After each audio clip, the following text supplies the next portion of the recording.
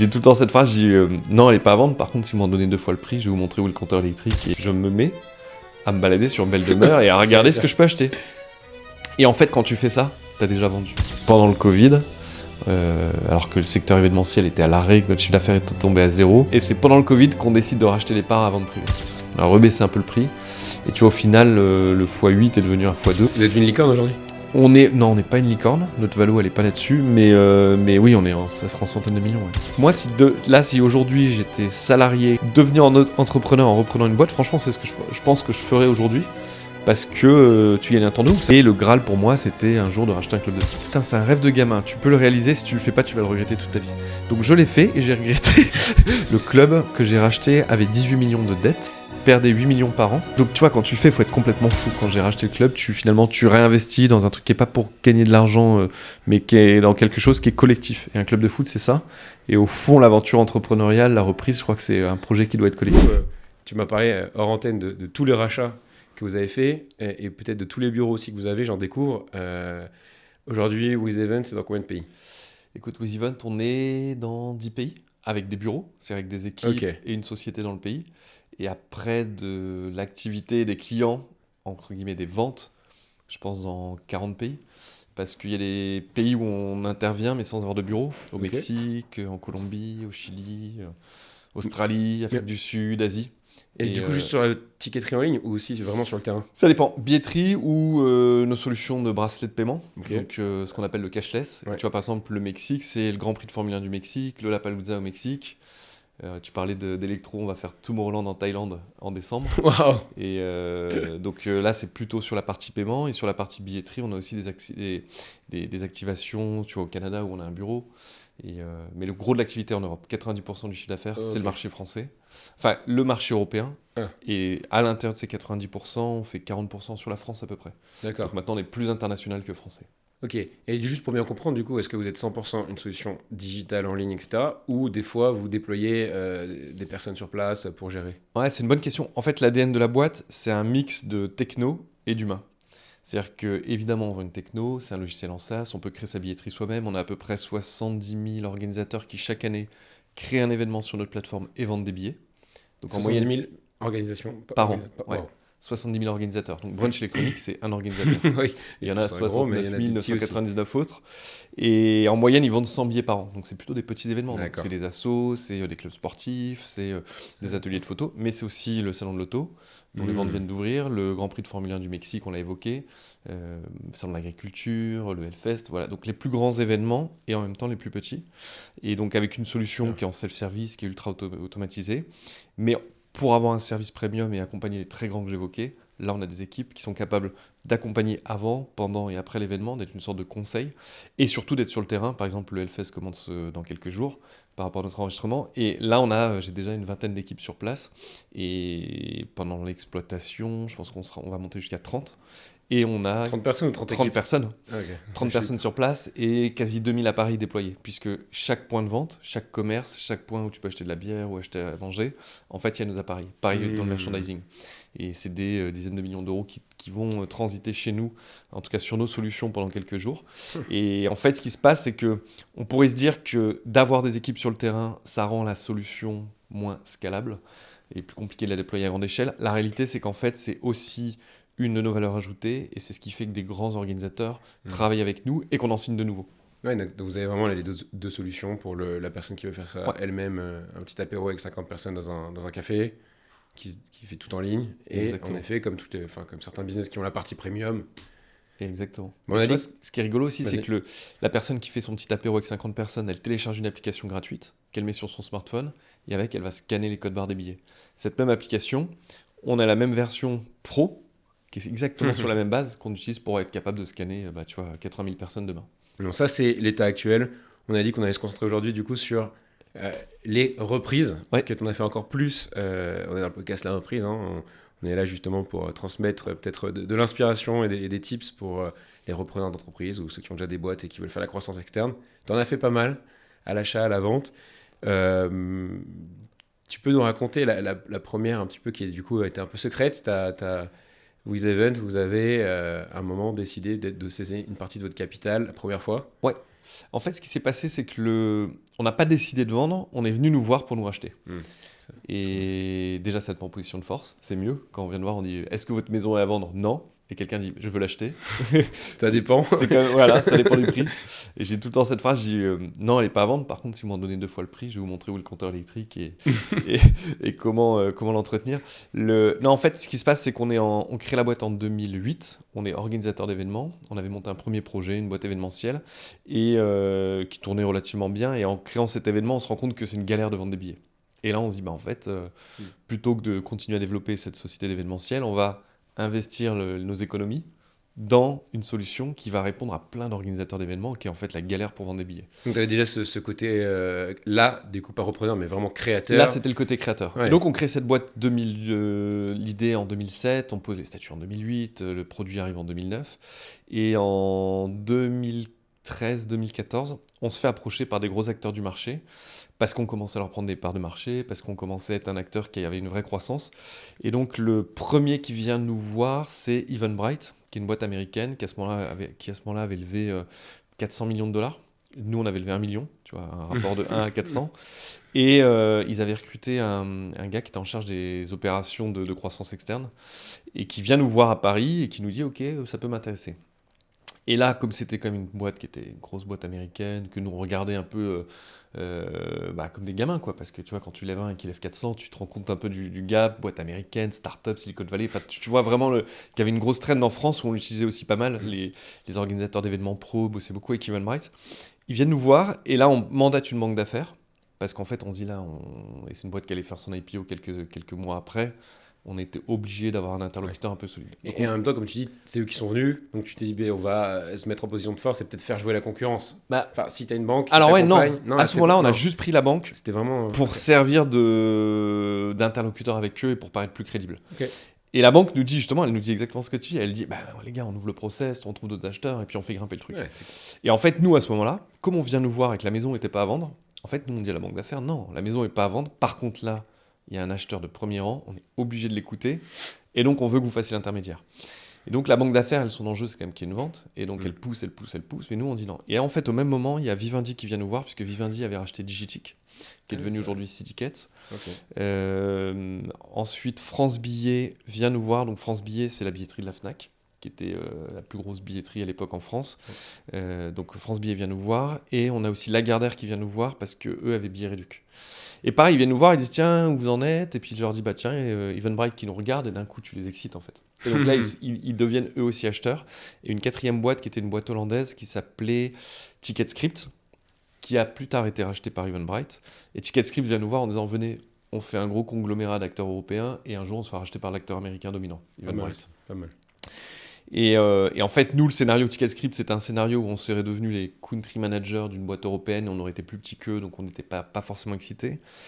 Surtout que le marché français avait plus de potentiel en taille. En taille, il y a plus de taille, et on avait plus de potentiel, mais eux étaient plus gros à ce moment-là parce qu'ils avaient une vraie traction sur le pays. Ensuite, Lagardère fait une offre, mais vraiment basse, parce que Lagardère, en fait, acheté à la casse, et donc on les laisse dans le process, mais on sait qu'on n'ira jamais avec eux, et puis le projet industriel n'existait pas, donc il n'y avait pas de vrai enjeu.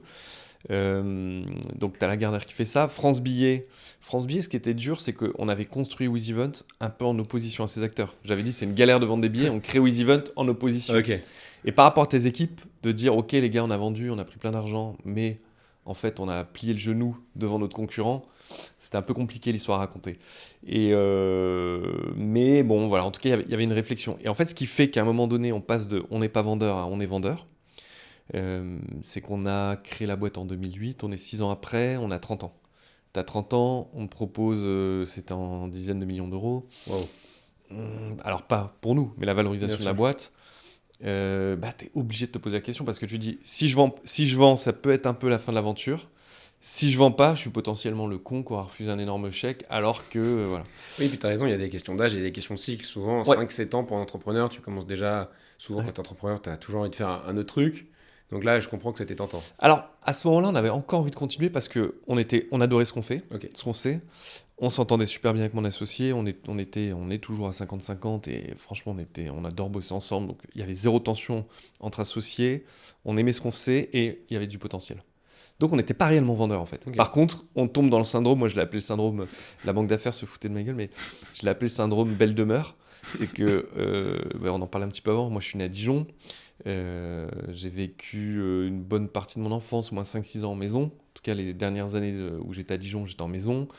Et puis bon, à Dijon, voilà, t'as plus d'espace, et j'étais très heureux à Paris, mais mon rêve, c'était d'avoir un extérieur, d'avoir une terrasse, et en fait, ce qui se passe, c'est que quand on vient de voir et qu'on commence à matérialiser des offres avec des chiffres, c'est humain. Tu te dis, qu'est-ce que je ferais avec cet argent, ou qu'est-ce que je ferais pas. Parce que du coup, si la valeur que tu mets dans ce que tu pourrais faire avec l'argent est supérieure au projet que tu as, à un moment donné, tu te projettes. Et en fait, en réalité, à un moment donné, tu te projettes. Tu te dis, bah tiens, si j'ai cet argent, est-ce que je peux avoir une terrasse à Paris ? Oui, je peux avoir une terrasse à Paris. Et donc, je me mets à me balader sur Belle Demeure et à regarder ce que je peux acheter. Et en fait, quand tu fais ça, tu as déjà vendu. Et c'est intéressant de le savoir parce que là, on parle donc à un moment donné où j'étais côté plutôt vendeur, puis après, j'ai racheté des boîtes. Mais quand tu es côté rachat ou achat de boîte, la psychologie du vendeur, elle est essentielle. C'est-à-dire qu'il y a un moment donné où l'acheteur, le vendeur, il a acté qu'il allait vendre sa boîte et que c'était le bon prix parce qu'il a acté dans sa tête, est-ce que c'est le bon prix ou pas, personne ne peut le savoir, mais en tout cas, lui, il a acté que la somme qu'il va toucher va lui permettre de réaliser quelque chose qu'il estime supérieur en valeur perçue. Personnel. Après, est-ce que, je sais pas, le mec qui achète... après, ce qu'il achète avec, on s'en fout, mais au fond, il y a un moment, et ce moment, il est important. Et donc, ce syndrome que j'appelle le syndrome belle demeure, en fait, quand tu commences à te projeter, tu as un peu vendu. Et donc, ce qui se passe, Lagardère, le prix trop bas. France Billet, on avait le sentiment de plier les genoux devant eux. Vivendi, le Bolloré rachète Vivendi et décide de stopper toutes les acquisitions. Donc, Vivendi tombe à l'eau. Lagardère, le prix est trop bas. France Billet, pas très cool. Eventbrite, en fait, pas intéressé. En tout cas, ils étaient intéressés, mais après étude, ils n'ont pas donné suite. Je pense qu'on leur faisait un peu peur parce qu'on avait un côté un peu punk et eux étaient très logiciels. Tout à l'heure, tu me disais, ouais, vous avez deux pendants avec l'humain et tout. Eux étaient vraiment personne sur le terrain. Et vous veniez et nous, on leur disait, de l'organisation d'événements. Nous, on venait du terrain. Ouais. Et on leur disait, et d'ailleurs, c'est marrant parce qu'après, de cette logique très self-service, donc des tout petits et des moyens organisateurs, Eventbrite a essayé d'aller sur les grands événements comme nous. Et ils ont racheté une boîte et ils se sont vautrés. Et je pense qu'une des raisons pour lesquelles ils se sont vautrés, c'est que cette culture en fait, on vend certes une techno, mais il y a une notion de service et d'accompagnement, ils ne l'avaient pas. Et eux venaient du monde de la techno, nous on venait du monde de l'événementiel. Okay. Donc Eventbrite plus intéressé, et le scénario TicketScript, on était des sortes de country managers. Et donc là, à ce moment-là, la banque d'affaires qui, elle, se dit, il n'y aura pas de deal, donc je ne vais pas gagner d'argent. Et nous, on leur dit, il y a peut-être un acteur qu'on a envie de voir, c'est vente privée. Et ça, c'est mon associé qui leur dit, peut-être vente privée. Et pourquoi il leur dit vente privée ? Vente privée, à ce moment-là, est dans une phase de diversification, et ils lancent une business unit qu'ils appellent Entertainment, dans laquelle ils ont des théâtres qui viennent de racheter, et dans laquelle ils se disent, tiens, on aimerait bien investir dans un outil de billetterie. Et donc, on discute avec eux. Et il se trouve que l'intérêt de le faire avec eux, il est à plusieurs niveaux. C'est qu'aux commandes, c'était des entrepreneurs. Donc le phénomène, il y a un financier qui arrive, Bolloré, et on arrête tout du jour au lendemain, la stratégie n'est pas claire, n'existait pas. Eux, leur métier, c'était de vendre des fringues. Donc il n'y avait pas le côté de... Tu vois, d'aller voir tes 20 salariés, les 20 mousquetaires qui t'a créé la boîte, et de dire, en fait, on a vendu à notre principal concurrent qu'on ne trouvait pas très bon. Putain, c'est pas cool, quoi. J'avais du mal à me regarder dans une glace. Là, tu leur dis, en fait, on va... avec un champion français, c'est des entrepreneurs à la tête. On n'a pas de scénario de sortie, c'est-à-dire qu'on a fait un truc que les avocats nous ont dit, c'est une grande connerie, c'est-à-dire que vente privée ne pouvait pas racheter nos parts. Nous, on ne pouvait pas racheter leurs parts, donc on était tous collés. C'est-à-dire que souvent, quand tu vends soit 100% du capital, soit X%, 60%, 70%, et sur les 30% restants, l'acheteur a des options d'achat et toi, tu as des options de vente. Ce qui fait que tu as une période de transition de généralement 2 ans, dans laquelle tu as ce qu'ils appellent les compléments de prix, les earn-out, et en fonction de la performance, en fonction de si tu es présent dans la boîte et tout, tu les touches ou pas. Et donc nous, on n'avait pas ça, c'est-à-dire qu'en fait, on avait des compléments de prix si on délivrait, et on a chaque fois délivré plus que le business plan, donc on a touché ces compléments de prix, mais à la fin, vente privée, parce que finalement, dans la discussion, la discussion avec vente privée s'est ouverte et le deal s'est fait, à la fin, vente privée avait 60% et nous, on avait 40%. Et c'était bloqué, c'est-à-dire que bloqué. Il n'y avait pas forcément de... Personne ne pouvait nous racheter, nous on ne pouvait pas les racheter. Et en fait, la logique, c'était que la discussion qu'on a avec Jacques-Antoine Grandjean à l'époque, c'est que lui, il nous dit, moi je suis dans le temps long, Vente privée, c'est un projet qui est dans le temps long. J'ai pas l'intention de vendre. Preuve en est, il est toujours aux commandes. Et nous, on dit, nous, on croit à notre projet, on a envie de continuer. On a juste envie de sécuriser une partie patrimoniale de ce qu'on a fait parce qu'on voulait pas être le dindon de la farce par rapport à ce que j'évoquais, celui qui a loupé le... Et on a envie de continuer à développer le truc et on était convaincus que nos 20% vaudraient plus que les pourcentages qu'on avait cédés avant. Et on avait aussi un investisseur chez nous qui était content de sortir. Donc en faisant l'opération, on rendait content notre investisseur historique et on le sortait. On se projetait dans le temps long avec un acteur qui est un acteur qui français, avec des entrepreneurs aux commandes, une vision de long terme. Et qui vous apportait potentiellement une énorme visibilité aussi. Il y avait des synergies. Ça pouvait. Après, en réalité, la réalité, c'est que les synergies entre nous, elles n'ont pas été très grandes, puisque tout à l'heure, j'évoquais, on en parlait un petit peu avant, on a quasi 70 000 organisateurs d'événements qui bossent avec nous. Et à la fin, quand on rachète nos parts, parce qu'ensuite on a racheté nos parts à vente privée, on a repris 100% du contrôle, il y avait peut-être une dizaine de clients en commun. Donc tu vois, il n'y avait pas il y avait pas énormément de synergie. Vente privée n'a pas investi d'argent dedans. Vente privée a juste racheté une partie du capital aux investisseurs historiques, à Sébastien et à moi, ce qui nous a permis de sécuriser un peu l'aventure. Et ensuite, parce qu'on a délivré, ils nous ont laissé les commandes et on a, entre le moment où on est arrivé et le moment où on est parti, on a multiplié le chiffre d'affaires par 30. Parce que quand ils arrivent, on doit faire... Non, j'ai n'importe quoi, par 10. On fait 1 million de chiffres quand ils arrivent et quand on part, on fait à peu près 10-12 millions. Et donc, tu vois, on a multiplié par 10 en 4 ans. Et donc, on était dans cette logique. C'est comme ça que l'opération s'est faite avec vente privée. Et qu'à un moment donné, on a, et c'est ce que tu disais, on a fait ça un peu en douce parce qu'on n'a jamais communiqué sur le fait qu'on avait racheté. Et on l'a pas fait. Vous aviez racheté ou vous avez vendu ? Qu'on avait vendu, pardon. Et pardon, c'était quoi leur motivation à eux, du coup, s'il n'y a pas eu de synergie ? Bon, bien sûr, ils ont gagné de l'argent si ça fait x10 en chiffre d'affaires, mais est-ce qu'il y avait un peu un business plan ? Est-ce qu'ils étaient là pour vous coacher ? C'était un investissement ? Je crois pas réellement. En fait, ce qui se passe, c'est que vente privée, quand tu reprends de la hauteur, c'est que c'est une start-up et que c'est pas un groupe qui était habitué à intégrer les boîtes. Et c'est la force de vente privée de Jacques-Antoine Grandjean, je pense, c'est aussi d'avoir compris que en nous laissant notre liberté d'entrepreneur, on allait continuer à délivrer. Et parce qu'ils nous ont laissé cette liberté, on a délivré. Par contre, le pendant de ça, c'est qu'effectivement, il y a eu très peu d'intégration. Après, nous, on n'a pas été facilitant. C'est-à-dire que dès qu'on nous a proposé d'être sur leur système d'information, dans leur système comptable, d'utiliser leur service RH, tous ces trucs-là, à chaque fois, on a refusé. Et donc, le seul service mutualisé, c'est qu'on louait des locaux dans un de leurs bâtiments. Et au fond, c'est nous... Quand je dis qu'on n'a pas communiqué sur la vente, c'est qu'on ne l'acceptait pas réellement. Tu vois, un des associés de vente privée, je ne sais plus si c'est Xavier Cour ou Ilan Benaïm, un jour, il me dit « Mais en fait, tu n'as pas accepté de vendre ?» Et je dis « Non, c'est pas vrai. » En fait, il avait raison. Parce qu'au fond, ce qu'on aime quand on est entrepreneur, c'est quand même d'être libre. Et là, j'avais un peu le sentiment d'avoir un patron. Et surtout, celui qui manageait la participation, on n'était pas alignés. Ce n'était pas ma tasse de thé. Et donc, je me sentais un peu... tu vois, un peu comme un animal piégé dans un coin et du coup, dès qu'il y avait des sujets où on nous proposait des trucs, parfois, même pas de façon très rationnelle, je refusais parce que je voulais garder notre liberté. Et au fond, en gardant cette liberté, on a gardé notre état d'esprit, on a réussi aussi, je pense, à garder l'ADN de nos équipes qui était quelque chose d'un peu pirate, un peu start-up et pas grand groupe. On n'avait pas envie d'être sur un système d'information, d'être dans un projet de 9 mois pour basculer sur un système d'information.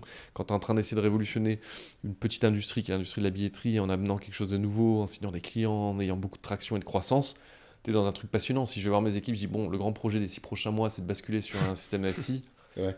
Tu leur coupes les ailes, quoi. C'est un bon rappel parce que finalement, dans le rachat d'entreprise, dans le build-up ou dans les gros fonds, il y a un peu toujours ces deux thèses qui s'opposent. Est-ce qu'on fait un build-up et on concentre et on met tout le monde ensemble, ou est-ce qu'on fait un petit peu à la Warren Buffett, un conglomérat, t'achètes des boîtes juste parce qu'elles sont bien, on dit bah, t'es super, garde tes 20 et 20%, continuez comme ça les gars. Et donc vous étiez dans ce cas-là et a priori c'est ça qui a marché, avec les petites frictions peut-être de dire oulala j'ai un peu un boss, mais du coup les 40% qui vous restez, ça suffit pour rester motivé. Exactement. Et au fond, en faisant ça, on a survalorisé les 60% qu'ils avaient.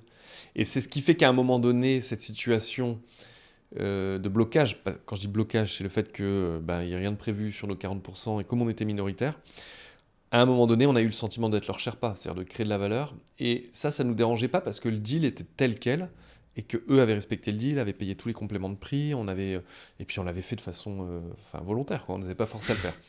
Mais par contre, là où on a eu le sentiment que ça marchait plus, c'est quand la première année où on a demandé de distribuer des dividendes, on nous a dit non, on ne peut pas. Parce que le groupe veut garder sa trésorerie. Et là, tu te dis, bon, ils ont joué le jeu, ils sont majoritaires, go. L'année 2, tu demandes, et là, on dit non. Et là, en fait, tu dis, ah, mais en fait, j'ai plus le contrôle, quoi. Je fais plus ce que je veux, on est en train de délivrer comme des cochons, et on peut pas se verser de dividendes, on peut pas racheter de parts, on peut pas... Donc, si tu veux, et puis le sentiment aussi qu'en interne, on était... en fait, la BU Entertainment était déficitaire, perdait beaucoup d'argent, mais WizEvent compensait le tout, ce qui rendait la BU rentable. Si tu veux, nous en interne, et du coup, c'est là où tu tombes dans des jeux politiques, et c'est là où c'est là où moi j'ai vraiment pas aimé, c'est que Jacques-Antoine Granjon, qui pilote ce groupe, qui est voilà, en plus qu'un mec brillant, le manager qui pilote la participation, la première intervention, la première fois qu'il me parle, il me dit maintenant, tu ne parles plus à Jacques-Antoine Granjon, c'est moi qui ferai l'interlocuteur. Puis moi je dis ouais, je trouve le truc con, puis je m'en fous un peu au début. Mais en fait, quand tu repenses le truc, c'est qu'en fait, le mec est déjà dans une logique politique de se positionner. Et si tu veux, lui, ça lui permettait, sur sa BU qui était déficitaire, sur les investissements qu'il avait fait qui n'étaient pas très pertinents, d'arriver au niveau du board et du comité de vente privée et dire regardez, nous, ça marche bien. Et nous, en nous cachant, alors qu'en fait, on sait toute la croix. Et un jour, il y a le DG qui vient me voir, il me dit franchement, la BU, elle tourne bien et tout. Je dis, ouais, bah, elle tourne bien, t'as vu ce qu'on fait, nous? Puis, ah, mais vous faites autant. Tu vois, il n'avait pas la même info. Et là, il se rend compte, en fait, que ben, les autres sujets sont pas aussi beaux qu'il le prétendait. Et donc, c'est ça qui a commencé à créer un peu de tension. Et au fond, la grande liberté qu'on a eue a été ultra bénéfique. Mais à un moment donné, on avait envie vraiment de la retrouver complètement. Et puis, c'est comme ça que pendant le Covid, alors que le secteur événementiel était à l'arrêt, que notre chiffre d'affaires était tombé à zéro. Quoi Bah oui, forcément. Voilà, il n'y avait plus de business. Et c'est pendant le Covid qu'on décide de racheter les parts à vente privée. Alors, mais en même temps, c'est là où le prix est le plus bas. Ok, comment ça s'est... Vous étiez à combien de chiffre d'affaires avant le Covid? Ça faisait combien de temps que vous étiez avec vente privée? Et qu'est-ce qui se passe Écoute, vente privée entre en 2015 ou 2016. 2015, je crois.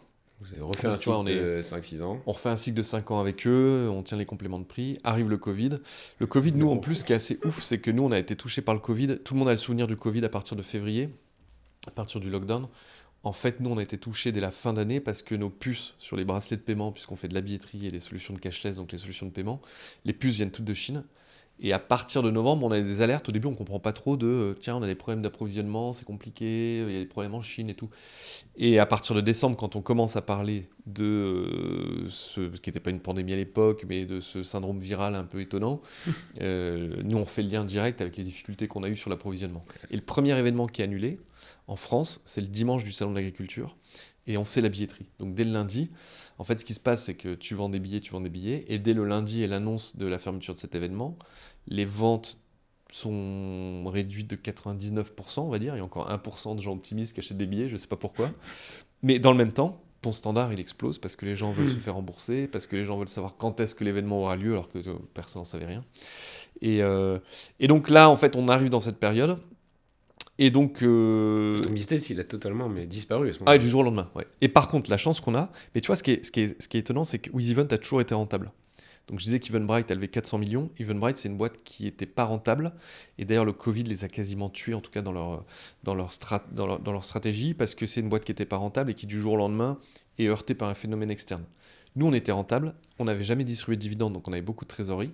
Et donc, quand arrive ce choc, moi, à l'inverse, je me dis, chic. Alors, je n'étais pas content qu'il y ait une pandémie, mais je me dis, nos concurrents qui ne sont pas rentables, qui ont besoin de lever des fonds, qui cassent les prix pour avoir de la croissance et qui pètent le marché, vont disparaître parce qu'en fait, ils n'ont pas de trésor, ils ne peuvent pas tenir. Et moi, je le vois comme une opportunité. Ouais, du coup, la trésor qui est restée, c'était un petit peu merci à ce manager Philo.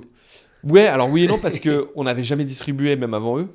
Et au fond, là, quand on voulait distribuer, c'est parce que comme tu sens que tu n'as plus le contrôle, le seul truc que tu peux faire, vu que tu ne peux pas vendre, vu que tu ne peux pas... C'était là-dessus. Mais au fond, oui, ça a joué. Mais c'était sur une année, on avait déjà beaucoup de trésorerie avant. Et en fait, du coup, tu te retrouves avec cette trésorerie, tu dis, bah en fait, les autres vont disparaître, et donc quand ça sera terminé, ce sera mieux. Et en plus de ça, on se projetait, et on était dans une... Moi, je suis assez optimiste, on va dire un peu avec ce mental d'entrepreneur, de me dire, en fait, c'est une grippette. Ouais, ça a duré 15 jours et ça repart. Sauf qu'on allait de mois en mois, et ça a duré de plus en plus. Et après, le deuxième phénomène qui a joué, c'est que très vite, le gouvernement... Nous, la crainte qu'on avait n'était pas pour nous, elle était pour nos clients. Parce que si mes clients disparaissent, en fait, je disparais. Donc, si les événements ne peuvent plus recevoir de public, ce qui était le cas, disparaissent, ça va être compliqué. Et en fait, très vite, avec les aides Covid, on s'est rendu compte que, en fait, ils n'allaient pas disparaître parce qu'ils étaient soutenus. Nous, notre principal coût, c'était les ressources humaines. Et en fait, on avait le chômage partiel. Donc du coup, on a mis les équipes en chômage partiel, ce qui fait qu'on n'a pas bouffé notre trésorerie. Et du coup, on s'est dit, attends, avec cette trésorerie, on va aller racheter un concurrent étranger, qui était un concurrent belge, qu'on avait essayé de racheter avant le Covid, on n'avait pas réussi, ils avaient préféré lever des fonds. Et là, eux étaient en difficulté. Et il y avait moins d'aide en Belgique. Très rapidement. Ouais, c'est eux qui sont venus nous voir. C'est des mecs qu'on respecte beaucoup parce qu'on a le même ADN, on était concurrents, ils étaient performants et tout. Est-ce que vous avez déjà des relations, des échanges business? Avant, on avait essayé de les racheter. C'est important aussi. C'est ultra important. Et d'ailleurs, tu vois, souvent, et par rapport à des projets de reprise ou d'achat de concurrents, on a l'image de tiens, j'ai l'idée de racheter un concurrent et hop, ça se fait. En fait, avec eux, par exemple Playpass, on avait discuté avec eux dans un premier temps d'un partenariat, je pense 8 ans avant l'opération. Oh. Nous, c'était en 2000, non pas 8 ans, 4-5 ans avant l'opération. Ils viennent nous voir, ils disent, nous on fait du cashless, enfin eux, ils viennent nous voir en disant, voilà, on est une société belge, on fait des solutions de cashless, vous faites de la billetterie, faisons un partenariat dans les mêmes clients. Et moi, je me rappelle leur dire, je ne suis pas sûr qu'on va faire un partenariat parce que si on fait ce partenariat, vous allez essayer de faire de la billetterie et nous, on va essayer de faire du cashless à terme. Et la création de valeur, c'est-à-dire que tu as un client et on va la partager et c'est pas dans l'intérêt de tout le monde. Et donc je leur dis très vite, je peux pas vous mentir, c'est pas exclu qu'un jour WizEvent fasse du cashless.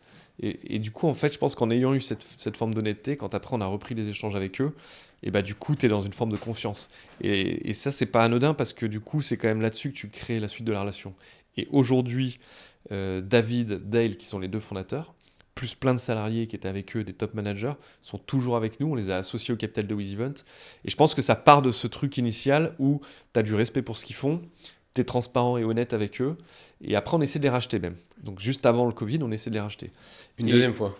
La première fois. Ça, c'est la première fois. Donc... Et par exemple, pour revenir sur ça, c'est vrai que c'est une super stratégie de ne pas oublier que ça va mettre des années et approcher un concurrent, enfin quelqu'un qui... En fait, un concurrent est avant tout un partenaire potentiel. Et exactement. Ouais. Et donc tu commences à planter les graines et tu vois, et puis c'est aussi la meilleure manière de voir si la boîte est vraiment aussi bien qu'elle en a l'air quand tu la vois de l'extérieur. Parce que tu as tendance à dire, ah mes concurrents ils sont super forts, mince. Tu bosses avec eux, tu te rends vraiment compte. Donc tu as un peu fait tes due deals avant de savoir si tu veux faire une offre. Et ouais. La stratégie. Et puis en fait, c'est pour ça que j'ai jamais refusé. Dès qu'un confrère, un concurrent me dit tiens, est-ce que tu veux prendre un café, est-ce qu'on peut se rencontrer? En fait, à chaque fois, je disais oui parce que tu récupères des infos sur le marché. Tu sens si au bout d'une heure que tu passes dans un café avec quelqu'un, tu sens si tu pourrais bosser avec ou pas, si tu es agréable ou désagréable, s'il est bon ou pas. Tu vois, tu arrives à sentir en fonction de ce qu'il te raconte, tiens, le mec, il est quand même brillant. Et puis toi, tu lui donnes des messages aussi. Tu fais passer l'info, tu montres que tu as de la croissance. Donc, et à ce moment-là, tu es dans une double discussion. C'est-à-dire que tu es dans une discussion où potentiellement c'est eux qui vont te racheter ou c'est toi qui vas les racheter. Tu vois, une boîte comme Digitic, quand ils discutent avec nous au début, ils disent tiens, pourquoi on les rachèterait pas? Et puis quelques années après, j'ai eu leur dossier pour les racheter. Alors, c'était plus les mêmes managers, mais en tout cas, moi, ce genre de truc, parce qu'il y a des gens, ouais, il faut pas que je parle à mes concurrents, En fait, tu restes concurrent. Et de toute façon, tu es très honnête là-dessus, il faut se le dire, il ne faut pas faire genre, non, en fait, tout est beau, tout est parfait, et c'est le monde des bisounours. Mais par contre, tu as une relation avec eux, tu échanges, et tu sais qu'à un moment donné, c'est pas exclu que tu fasses le truc. Ouais, surtout si tu n'es pas 100% concurrent sur tout, tu as en effet peut-être des opportunités, des synergies, des types, des échanges. Ouais. Comme là, en l'occurrence, leur approche à eux était maligne, de dire, bah tiens, vous faites ça, on fait ça. Alors, par contre, tu nous as dit que pendant le Covid, vous avez racheté vos propres parts, mais en même temps, tu es en train de dire que vous avez aussi racheté un concurrent. Je suis un peu perdu là. On fait les deux. En fait, on a fait les deux opérations en parallèle. C'est-à-dire que. Vous ont laissé faire vente privée. Ouais. Okay. Alors, tiens, d'ailleurs, en parlant de reprise, on a racheté une boîte. On était chez Vente Privée. On a racheté une boîte qui faisait du cashless. C'est-à-dire qu'après qu'on soit venu nous voir pour faire un partenariat, j'ai dit à cet acteur Playpass, qui est la boîte belge, il n'est pas exclu que WizEvent un jour fasse du cashless. Et donc, on a fait une proposition d'investissement dans une autre boîte qu'il a refusée. Et finalement, on a racheté la société qui a été créée par un stagiaire chez nous, qui, après son stage chez WizEvent, est retourné dans son école d'ingénieur à Compiègne, l'UTC Compiègne, et a développé pas un bracelet, mais une carte qui permettait de payer les photocopies au bar de l'école, la machine à laver, et ainsi de suite dans son école. Et donc finalement, on a été racheter cette société. Et cette société, quand on l'a rachetée, on était chez Vente Privée et on l'a rachetée sans leur en parler. Ouais, tu vois, le truc impossible dans un grand groupe, mais au fond, qui était le meilleur investissement pour Vente Privée pour nous, parce qu'on a développé la moitié de notre chiffre d'affaires aujourd'hui et sur le cashless. Et tu penses que vous avez gagné combien de temps en faisant ça au lieu de commencer de zéro? 100% du temps, parce que si on avait commencé de zéro, on n'aurait pas réussi. Wow. On n'aurait pas réussi parce que en fait, le développement logiciel fait qu'au début, ça va très vite parce que tu pars d'une base qui est saine, mais plus tu as de clients, plus tu as des bugs, plus tu as des problèmes de croissance liés à la taille des bases de données, par rapport à des enjeux de fonctionnalité nécessaires à développer, et ainsi de suite. Et en fait, très vite, tu t'enquistes, tu vois, ton truc qui devient un peu plus lourd, tu as les pieds qui commencent à être un peu moins... Tu es moins dynamique. Et je pense que si on avait essayé de développer la techno, on n'aurait pas réussi. Et donc là, ce rachat, il nous permet d'ajouter une nouvelle brique, de développer le business. Et donc on fait ça pendant qu'on est chez Vente Privée. Et après l'opération avec Vente Privée pendant le Covid, comment elle se structure, c'est que donc Playpass, la société cashless qui était venue nous voir pour un partenariat de, on va dire, 1 an et demi avant qu'on rachète la société montée par notre stagiaire. On a essayé de les racheter juste avant le Covid. Ils refusent et ils lèvent des fonds. Et ils continuent le chemin de leur côté. Ensuite arrive le Covid. Pendant le Covid, nous, on était au moment que j'évoquais tout à l'heure où on sentait qu'avec Vente Privée, on était un peu au bout de l'histoire parce qu'il y avait ces tensions avec ce manager, parce qu'on sentait qu'on était plus libre et qu'en fait, on était en train de créer de la valeur et qu'on n'avait pas la maîtrise future du projet et que surtout, on était dépendant de l'état de Vente Privée. À ce moment-là, Vente Privée avait besoin de trésorerie et donc on sentait qu'on était un peu liés, notre destin était plus lié à nous. Et donc, on commence à discuter avec eux pour leur dire, en fait, voilà, on leur fait une offre de rachat, un tout petit peu avant le Covid, en décembre. On leur fait une offre de rachat sur laquelle ils ne reviennent pas vers nous. Mais à ce moment-là, vu que vous aviez déjà explosé votre croissance de CA, on leur fait une offre où ils faisaient un multiple de 8. Et comment vous auriez pu financer ça? En fait, comme la boîte était rentable, on aurait été chercher de la dette. D'accord. Et... Même avec cette croissance. Ouais. Okay, on aurait pu, parce que la boîte a toujours été rentable. On avait une traction qui montrait que c'était à peu près linéaire avec la croissance de notre chiffre d'affaires, okay. et que du coup, il y avait des éléments qui financièrement nous permettaient de le faire. Donc on leur fait cette offre, et en fait, en réalité, le Covid arrive, donc au début, on se concentre déjà sur gérer les remboursements et tout, et on reprend les discussions avec eux, et par contre, on reprend les discussions sur des bases beaucoup plus basses, parce qu'en fait, on leur dit, en fait, là, faut être complètement fou pour acheter une boîte événementielle en plein Covid, et surtout, il faut qu'on arrive à trouver des financeurs. Oui. Longue négociation, parce que Jacques-Antoine Granjon, c'est un très bon négociateur, et donc on a une longue négo. Finalement, on arrive en août, donc on commence en février-mars la négo. En août, on arrive sur un prix, et en septembre, on va voir les banques, et on dit aux banques, on a trouvé un prix, et les banques qui étaient toutes chaudes pour nous suivre, en réalité, on venait d'entrer dans le deuxième confinement, et là, les banques disent non, LBO, événementiel, plus Covid, vous êtes fou, là. Impossible. Et donc, il y a une banque qui continue à nous suivre, et toutes les autres refusent. Et donc, en fait, on fait on a été du coup financé auprès d'une sorte de CTLM des entreprises. Oula, c'est quoi En fait, on appelle ça dette privée? Non, c'est de la... faut que je retrouve le terme. Un unitrancheur. En fait, un unitrancheur, pour la faire simple, c'est le même principe que CTLM. CTLM t'appelle et il te file 10 000 € à 20%. Là, en fait, les taux d'intérêt étaient à 3-4%, donc les banques auraient prêté à 4%. Et en fait, un unitrancheur te dit, OK, moi, je te prête à 8%. Par contre, l'unitrancheur, il accepte de financer des business qui sont des business qui ont été heurtés par un choc externe, qui ont de bonnes bases structurelles, c'est-à-dire qui ont une croissance naturelle, qui ont des bonnes bases, qui ont des bons métriques, mais qui par contre sont complètement à l'arrêt ou impactés par un choc externe. Et en fait, les unitrancheurs sont arrivés après la crise des subprimes, où en fait, qu'est-ce qui se passe aux États-Unis? Crise des subprimes, les crédits pourris sur l'immobilier, et du coup, toutes les banques disent « Ah, on ne fait plus d'immobilier ». Je caricature parce qu'ils en savent toujours, mais en tout cas, on ne fait plus les trucs immobiliers un peu à risque. Et là, tu as des financiers qui disent « Nous, on va continuer à le faire, parce que c'est une réaction qui est surinterprétée par les banques, donc on va le faire, mais on va le faire vu que c'est plus risqué avec un taux plus élevé. Et donc en fait, l'unitrancheur, c'est son métier. Et donc il finance à 8%, et généralement, il prête pour 6 ou 7 ans, et généralement, ils se font refinancer, c'est-à-dire que quand le choc externe est terminé, ce qui est arrivé pour nous, puisque le Covid est parti, tu vois, 1 an et demi après, on les a refinancés, on a été chercher de la vraie dette bancaire, on a racheté leur dette, t'as un petit markup de pénalité, et c'est comme ça qu'on a fait le financement.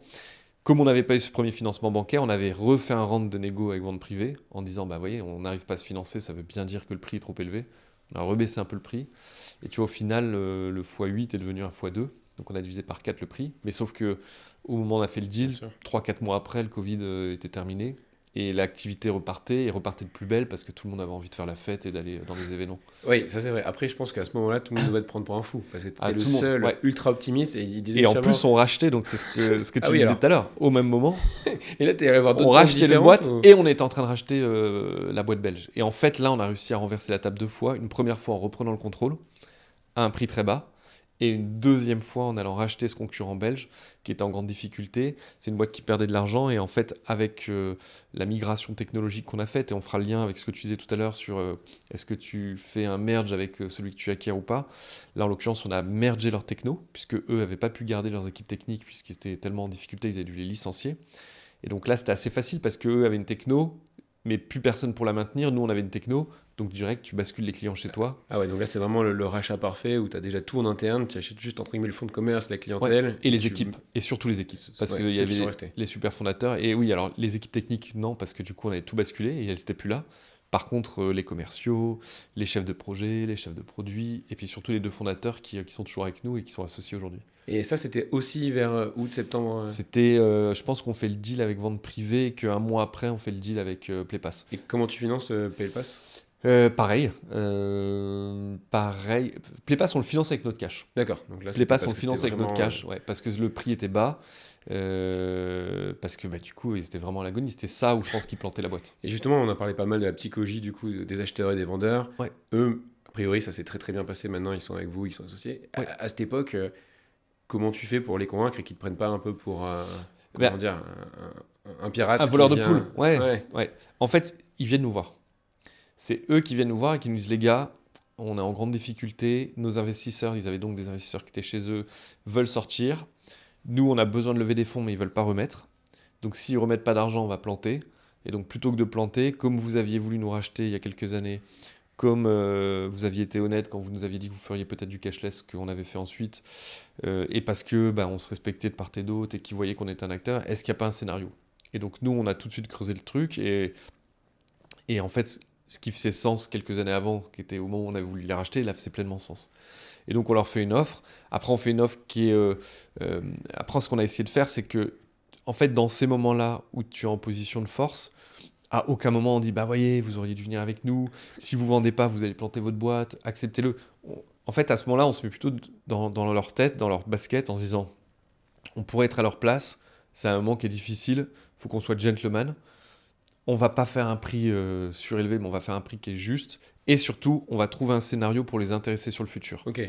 Là, ce qu'on fait, c'est qu'on sauve leur boîte, on sort leurs investisseurs, et si tout marche bien, ils gagneront de l'argent avec nous dans le futur. Donc là, vous aviez tout de suite pensé ce plan long terme. Ouais. D'ailleurs, vous entendez sûrement bien avec eux. Vous avez dit, tiens, c'est des gens sympas avec qui travaillent au quotidien, donc tant mieux, on veut qu'ils restent longtemps. Ouais, et si tu veux, ça permettait de réduire le risque en fait. Parce que du coup, tu te dis, bon, la boîte va pas très bien. Au début, sur le papier, tout paraît cool, mais tu sais pas si tu vas bien t'entendre, tu sais pas si tu vas réussir le merge techno et tout. Et donc, effectivement, on minimise le prix à la sortie. Mais par contre, on prévoit un scénario pour les garder dans le temps et pour leur dire, en fait, les gars, vous n'avez pas tout perdu. Si notre mariage se passe bien, ça sera cool. Et c'est ce qui s'est passé. Donc là, c'était vraiment l'année folle pour toi. Là, franchement, c'était une année folle. Ouais. Et en fait, si tu veux, cette année, elle était folle. Personnellement, pour tout le monde, elle a été folle parce qu'on a vécu un truc de ouf. Mais pour nous... Mais d'ailleurs, on s'est occupé parce qu'en fait, ton activité tombe à zéro. Donc, en fait, faire des visios pour essayer de garder tes équipes motivées dans un contexte complètement irréel, c'était un peu, c'était loufoque quoi. Et nous, et puis je pense pas qu'on est des excellents managers. Donc si tu veux, cette partie-là me faisait profondément chier, m'intéressait pas beaucoup. Même si je suis pas en train de dire que les équipes sont pas importantes. Donc tu leur disais, juste, il y a rien à faire, profiter des vacances, profiter. Ouais, il y avait rien à faire. Alors après, on arrivait à garder un peu d'activité pour pas être juste complètement désœuvré. Donc c'était pas un chômage partiel total, mais si tu veux, t'avais ce premier truc. Et en fait, nous, on s'est occupé avec Seb à faire le rachat de nos parts et le rachat d'un concurrent en même temps. Et du coup, entre la négo, la partie juridique, la partie financière, le financement, franchement, on s'est pas embêté. Mais ouais, partie folle.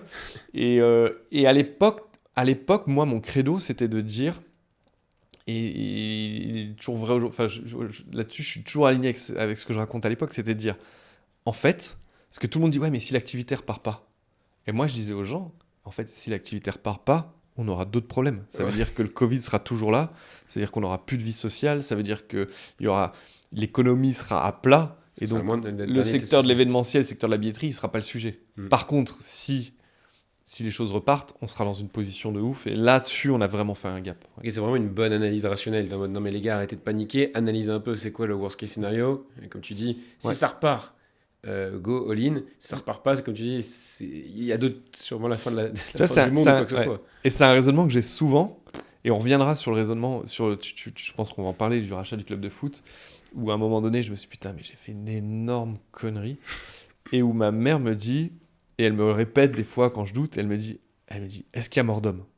Et au fond, en fait, quand ce raisonnement-là par l'absurde, qui est de dire, est-ce qu'il y a mort d'homme ? Qu'est-ce qui est plus grave que mourir ou tuer quelqu'un ou en tout cas la mort ? Bah rien. Donc en fait, quand tu pars du truc le plus bas, quand tu es au fond de la piscine, tu peux pas descendre plus bas. Donc le seul truc que tu peux faire, c'est soit rester en bas, bon, c'est pas cool, soit trouver un appui pour remonter. Et au fond, c'était le même raisonnement que j'ai eu pendant le Covid. Et quand j'avais ces moments de doute de ouf, que j'étais un peu déprimé par ce que j'avais fait en rachetant le club, je me disais, mais dans quoi je me suis mis parce que c'était une galère. Des fois, je revenais à ça et je me disais, en fait, elle a raison. En fait, j'ai la santé, les gens que j'aime ont la santé, bah, c'est le plus important. Et puis bah, là, je prends un risque, peut-être que ça va marcher. Et puis tu vois, aujourd'hui, ça va beaucoup mieux sur le club. Donc je ne regrette plus cet achat un peu fou et inconscient. Mais ouais, c'était un peu mon mantra à l'époque et ça l'est toujours. Ouais. Ok, donc ça c'était 2020. Ça c'est 2020-2021 et c'est 12 mois de négo quasiment. Et un rachat, donc on peut parler finalement de deux rachats, donc tes propres parts, vos propres parts et comment ça s'appelle les Playpass. Playpass. Ouais. Il y a eu beaucoup d'autres opérations capitalistiques depuis. Ouais. Je crois que ton niveau d'ambition, quand tu as monté, donc si j'avais bien compris, il y a le Covid, donc t'avais du temps disponible pour réfléchir, t'allais acheter des boîtes. Donc faut pas t'en laisser trop. Apparemment, t'en as laissé trop parce que t'as tout racheté. Ouais. Qu'est-ce qui s'est passé du coup ensuite en termes de croissance externe ? En fait, ce rachat de Playpass, il est essentiel parce qu'à l'époque, 95% de notre chiffre d'affaires, c'est le marché français. En les rachetant, on bascule tout de suite à plus que 70%. Et Playpass, qui était une société belge, était sur un marché local plus petit que nous, et donc très vite avait eu une dimension internationale. Et donc c'est avec eux qu'on commence à dire, ok, il faut qu'on aille à l'international. Et aujourd'hui, notre stratégie, c'est d'essayer de créer un leader européen sur les technologies événementielles. Et donc on a fait deux rachats aux Pays-Bas. On est en train de travailler sur un rachat en Allemagne. On a racheté une autre société en France pour consolider notre marché et aller chercher plus de techno. On a racheté une boîte en Angleterre. Et là, au moment où on se parle, on est en train de travailler, alors on ne sait jamais si ça ira au bout, mais sur 3-4 rachats de sociétés. Et c'est pour ça que quand tu m'as proposé de venir ici, bah la reprise ou la vente d'entreprise, c'est quelque chose qui me parle parce qu'aujourd'hui, on en a fait une stratégie. Et cette stratégie, et ça fait le lien avec ta question tout à l'heure, c'est aujourd'hui, qu'est-ce qu'on cherche ? Il y a 3 choses quand tu achètes une société et que tu es un acteur du secteur. Généralement, il y a d'autres trucs, mais si tu le caricatures, il y a les équipes, les parts de marché et la techno. Aujourd'hui, ce qu'on cherche, nous, c'est d'aller chercher des parts de marché dans des pays où on n'est pas présent. Donc, par exemple, on va peut-être avoir un sujet en Italie. Aujourd'hui, on n'est pas présent en Italie. Si on cible une boîte en Italie, c'est pour tout de suite avoir un certain volume sur le pays. Parce qu'une fois que tu as un certain volume, tu as des synergies fortes. C'est-à-dire que si tu fais un peu de billetterie, bah, tu peux vendre du contrôle d'accès. Si tu fais du contrôle d'accès, tu vas vendre du cashless. Et si tu veux, ça s'auto-entraîne et il y a des synergies positives. Donc le pays, les équipes. Parce que les équipes, en fait, nous, à chaque fois qu'on a essayé d'ouvrir de nouveaux pays en recrutant des country managers, et on l'a fait 3-4 fois, on s'est quand même planté plein de fois. On a réussi une fois sur la Suisse. Quand je dis réussir, c'est-à-dire recruter quelqu'un qui est toujours là aujourd'hui, qui emmène la boîte de zéro à un volume qui fait que tu peux dire dans ce pays j'existe. Et ça, on l'a tenté en Angleterre, on s'est vautré. En Espagne, c'était très compliqué. Et Playpass, qui l'a tenté dans d'autres pays, a aussi échoué. Et à l'inverse, quand tu rachètes une société, tu as une structure légale, tu as des équipes sur place. Et par contre, la techno, qui est le 3e pan, notre vision, parce que notre métier, c'est quand même de vendre une techno, plutôt que de se dire on va avoir un agrégat de plein de techno dans plein de pays différents, on est convaincu qu'il y a des synergies à les basculer sur notre propre technologie. Donc globalement, on leur dit, et c'est un peu dur, on leur dit votre techno, par contre on l'arrête. et on va basculer vos clients chez nous. Ce que vous faisiez de mieux que nous, parce qu'ils font des choses mieux que nous, les fonctions que vous aviez en plus, on va les développer dans notre outil pour que vos clients puissent s'y retrouver. Et par contre, les équipes qui bossaient dessus, elles vont venir renforcer nos équipes. Et ça, c'est sur le papier, c'est très beau. Après, c'est ultra dur à mettre en œuvre parce que basculer... La transition technologique ? Ouais, c'est ultra dur. C'est dur parce que tu as des clients qui sont habitués à un univers, que tu vas devoir changer. Se pose après la question du nom. Nous, sur le nom, par contre, et tu vois, prenons l'exemple de Playpass. Playpass, il y a 1 an, David, l'un des fondateurs, vient me voir et me dit « Faudrait quand même qu'on arrête de s'appeler Playpass. » C'est lui qui vient me le dire. Alors que Playpass, c'est le nom qu'il a choisi, c'est la boîte qu'il a créée. Et si tu veux, nous, notre logique, ça a toujours été de dire le sujet, c'est pas le nom. Et surtout, on veut pas être castrateur. C'est-à-dire que quand tu es entrepreneur, tu aimes la liberté. Si tu rachètes une boîte et que tu arrives et tu dis bon, vous appelez plus Playpass, vous appelez WizEven, votre couleur qui était le rouge devient le bleu, je suis votre nouveau chef. Et maintenant, voilà comment ça... C'est horrible. C'est l'avantage d'être toi entrepreneur, d'avoir vécu ça. Et on n'est pas financier. Ouais. Et donc, tu sais ce qui marche, ce qui ne marche pas. Ouais, et puis on dit... moi, je dis à l'entrepreneur avec qui on discute, je dis, écoute, tu restes le patron dans ton pays, sauf si on considère qu'il n'est pas bon. Mais globalement, quand on considère qu'il n'est pas bon, on rachète pour d'autres raisons. La plupart du temps, où on a racheté des boîtes, on considérait que les mecs étaient bons et on veut qu'ils restent les patrons. Et donc, on leur dit, tu restes le patron. Le nom... Si tu penses que c'est mieux que ce soit WizEven, on met WizEven. Sinon, c'est Playpass by WizEven. Donc, on met une petite mention de WizEven parce qu'il faut quand même qu'il y ait un début d'acculturation, en tout cas qu'il y ait une tendance qui glisse vers un socle commun. Mais par contre, on ne force pas le trait. En revanche, sur les outils, on essaie d'avoir les mêmes outils, on essaie d'avoir un peu les mêmes process. Sure. Mais ça se fait petit à petit. Ce n'est pas un truc où tu arrives et tu dis, bon, maintenant, tac, tac, tac. Donc, c'est un long process qui va plus ou moins vite en fonction de ta capacité, toi, acheteur, de déployer des ressources humaines, et les bons outils, et puis eux, d'être réceptifs à ça. Ok, donc le M&A comme stratégie finalement de développement du business, du chiffre d'affaires. Et est-ce que du coup, dans les différentes entreprises que vous avez rachetées, c'était déjà des entreprises en croissance ou pas ? Et sinon, si elles étaient stables, est-ce que vous avez réussi à les développer ? Écoute, la plupart étaient en croissance. Par contre, beaucoup n'étaient pas rentables. Et donc, Playpass, quand on les reprend, ils perdaient 1 million. Et au bout d'1 an, on dégage 1,5 million de résultats. Pourquoi ? Parce que leurs coûts technologiques disparaissent. Donc tu peux dire que tu enlèves pas loin de 1 million d'euros. Tu les fais basculer sur des process qui sont des process mutualisés à tout le groupe, sur des outils mutualisés. Et donc en fait, n'importe quoi, le directeur juridique que eux payaient à 100% devient un directeur juridique groupe dont ils payent plus que 10% de la charge. Et donc, si tu veux, tu as quand même pas mal de synergies. Et puis, en plus, on les rachète en plein Covid. Ensuite, l'activité explose. Donc, on bénéficie de la vague qui nous pousse dans le dos, qui est la reprise de l'événementiel. Donc, on a réussi, et ça, c'est parfait parce que tu achètes une boîte pas chère et tu la rends rentable. Le modèle est magique. Après, il faut arriver à le répliquer. Là, sur une boîte qu'on a rachetée en Angleterre, on est en train d'arriver à l'équilibre, pas encore à gagner de l'argent. Ils perdaient de l'argent, mais on va les mettre à l'équilibre. Donc, c'est tout le mouvement qu'on essaie de faire. Et par contre, si tu arrives à le prouver, ce qui est intéressant, c'est que tu es capable de dire ensuite à d'autres investisseurs ou à des fonds de private equity, si un jour tu veux vendre des parts ou à un industriel, voilà, on a un playbook, on sait le déployer. On l'a fait sur WizEven depuis le début, on a racheté 8 boîtes, je crois. Et là, on le fait. Et ce qui est aussi intéressant à voir, c'est qu'il y a 2 phases. Donc, il y a la phase après Playpass, où on a industrialisé cette stratégie et où on a fait après Playpass 5 sociétés. Mais il y a la phase avant vente privée même, où on a racheté des tout petits acteurs, un tout petit acteur, qui était en fait un concurrent à nous sur le marché de la billetterie. Et je disais tout à l'heure qu'on a levé 1 million d'euros. Quand on lève ce 1 million d'euros, on doit signer en février 2012, la levée de fonds. Nous, en décembre, on sait qu'on va signer et on commence à mettre des annonces. Et à l'époque, on est tout petit, on est 4 salariés pour recruter des salariés. Et à l'époque, on est 4 ou 5 salariés. Et donc, on met une annonce pour recruter un directeur technique et un directeur produit. Et là, un de nos concurrents, qui s'appelait WooTicket, ils étaient 2 salariés, les 2 fondateurs, directeur technique, directeur produit, nous contactent et nous disent « On a vu l'annonce, on se retrouve dans ce que vous cherchez, parlons-nous ». Et tout de suite, avec Sam, on dit « Tiens, c'est étonnant qu'ils viennent nous voir » et on se doutait du truc. Et ils viennent nous voir, ils disent « En fait, on voit que vous êtes en phase de croissance, peut-être qu'il y a un scénario où on se regroupe et où 2 petits acteurs ne deviennent pas un gros acteur, mais deviennent un acteur un peu plus solide. » Et ils viennent nous voir et on leur fait une proposition de rachat. On rachète leurs clients, on les salarie, eux n'arrivaient pas à se payer. On les salarie, on les fait devenir directeur technique et directeur produit. Et donc là, c'était, on va dire, une petite acquisition, mais qui était pour le coup stratégique, parce qu'on fait rentrer 2 super mecs, en fait. En fait, on fait ce qu'on appelle une acquire. Ouais, c'est ça. Où, en fait, c'est la contraction de acquisition et hire pour recruter, où en fait, tu rachètes une boîte pour ses ressources humaines. Alors là, c'est à petite échelle, parce que tu vois, c'est un rachat, je sais pas, on a racheté la boîte 50 000 euros, donc tu vois, aujourd'hui, les boîtes qu'on rachète, c'est en dizaines de millions d'euros.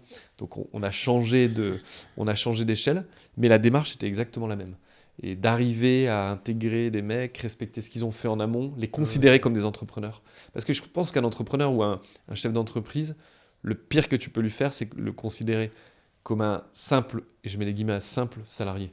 C'est-à-dire de juste lui donner des ordres et de plus respecter la dimension un peu de liberté qu'il a voulu avoir. Et ça, ce que tu dis, c'est que c'était la phase d'échauffement, vous ne l'avez pas fait at scale, c'était la première fois que vous avez appris. Et justement, quand vous étiez déjà 2 associés avec le même profil qu'eux, comment vous avez fait Alors non, on n'avait pas le même profil. D'accord. Nous, on est très... on n'avait pas de compétences techniques, un peu sur la partie fonction. Donc, on va dire la partie CPO sur le produit. Là, on avait des vraies convictions.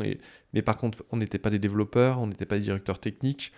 On était plutôt des business développeurs. Moi, plutôt sur la structuration, la stratégie. Seb, mon associé, beaucoup sur le business développement. Et eux deux, plus produits et techniques. Donc, si tu veux, ça, c'est un super match. Ok, il y avait vraiment une synergie. Ouais. Donc, c'est ça. Et au fond, tu vois, cette levée de fonds, on a levé 1 million d'euros qu'on n'a pas réussi à dépenser. Ah ouais, parce qu'en fait, on a mis tellement de temps. On a mis 3 ans à lever des fonds. On a échoué en business angel. Tu vois, il y a des business angels à qui on demandé. Je pense qu'on cherchait à lever 50 000 euros pour 30% du capital.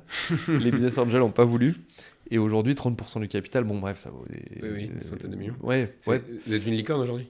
Non, on n'est pas une licorne. Notre valo, elle n'est pas là-dessus. Mais oui, ça sera en centaines de millions. Ouais. Et donc, donc on n'arrive pas à lever des fonds. Et comme on n'arrive pas à lever des fonds, on a essayé de créer un modèle rentable. En fait, tu gagnes 1 euro, tu dépenses 1 euro.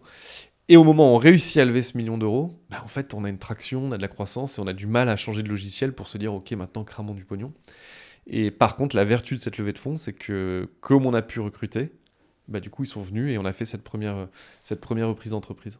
Et est-ce que du coup, ces deux premières personnes qui vous ont rejoint via un rachat, pareil, tu as réussi à avoir un montage où ils ont peut-être des actions qui... Ils avaient des stock options et tout. Ouais. Qui, au fur et à mesure, eux sont restés... Moritz Dosinger, il est resté avec nous, je pense, 6 ou... Il a dû rester 4 ans, jusqu'à ce que Vente Privée rachète. Donc au moment où Vente Privée est arrivé, il a revendu ses stock options et tout. Et Christophe, qui était son associé, Christophe Herbourg, il est resté 6 ans avec nous. Alors aujourd'hui, ils sont plus là, parce qu'entre-temps, ils sont partis. Mais pareil, il avait vendu aussi ses parts. Et il était resté un petit peu après l'opération Vente Privée. Et tu vois, on se revoit régulièrement et on est en bon terme, parce que je pense que pour eux, et après Moritz, ça a recréé des boîtes, Christophe aussi, donc ils avaient envie de repartir sur des projets. Et à l'époque, WizEvent était aussi moins gros, il n'y avait pas la dimension cashless. Si tu veux, la dimension cashless, quand on lance cette nouvelle activité en rachetant donc la boîte de notre stagiaire, on se redonne un coup de boost, parce que tu le disais tout à l'heure, quand tu crées une boîte, tu aimes bien l'innovation, lancer des produits. Et là, ça faisait pas loin de 8 ans, 10 ans qu'on était sur la billetterie. Et en amenant le cashless, t'entres sur une toute nouvelle dimension qui te redonne un coup de boost sans avoir le besoin de repartir et de quitter la boîte, quoi. C'est comme si tu fais un nouveau business de zéro, mais exactement. En interne, et tu vas 10 fois plus vite parce que tu vends à tes clients actuels. Ouais. La brique en plus. Du coup, sur les 5 autres rachats que vous avez fait après la boîte belge, que j'oublie toujours le nom. PayPass, je pense à PayPlug, mais ça n'a aucun rapport. C'est un truc de paiement. Là, du coup, vous aviez un petit peu ce modèle à suivre sur les rachats. Et ma question, c'est du coup, comment tu fais pour racheter du coup des fondateurs qui restent dans leur tête entrepreneurs, et qui restent à la tête de leur boîte et qui continuent à être motivés, comme toi tu l'es resté quand tu étais chez Vente Privée et que c'était pas facile. Ouais, complètement. Du coup, j'essaie de pas faire ce que le manager faisait avec nous, c'est-à-dire dire je suis votre chef et c'est moi qui... Donc déjà, toujours les considérer comme des entrepreneurs, toujours les présenter comme nos associés, et pas les mecs dont on a racheté la boîte, c'est nos associés. Leur laisser la primauté de leur marché. C'est-à-dire que moi, en Belgique, je ne suis pas le patron de WizEvent Belgique. C'est David qui est le patron du pays, c'est lui qui est le patron auprès de ses équipes. Donc leur laisser cette liberté, beaucoup de respect sur ce qu'ils ont fait, leur laisser le nom de la boîte.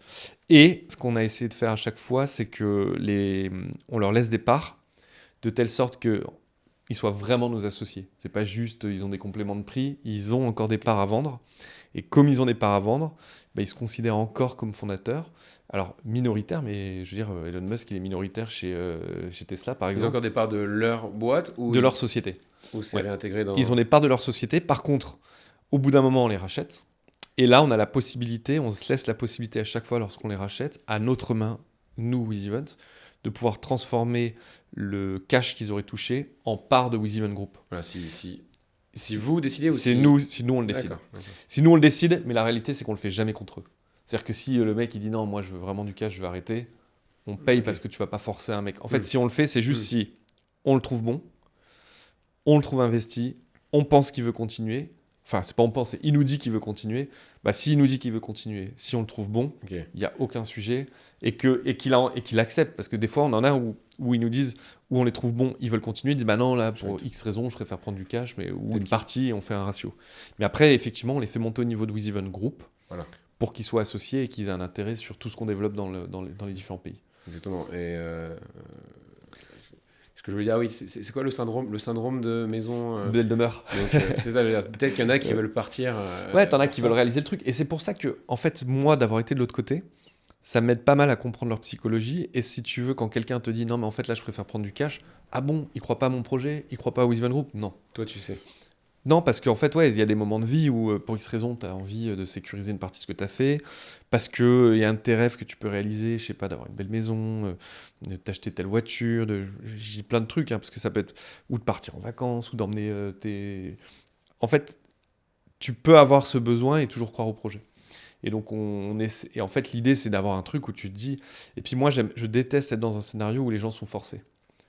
Si quelqu'un me dit, j'ai pas envie d'être chez WizEvent, mais que ce soit un salarié, un associé, pas de souci en fait. Posons-nous autour d'une table, on trouve un scénario, mais je déteste les scénarios où tu forces les gens à rester. Et tu vois, j'ai la même chose sur le club de foot. Les joueurs, par exemple, qui sont sous contrat avec nous, des fois, ils veulent aller ailleurs. Parce qu'ils veulent aller dans tel pays, dans tel club, parce qu'ils vont être mieux payés, parce que truc. Nous, parce qu'on a un contrat avec eux, on a le droit de dire non.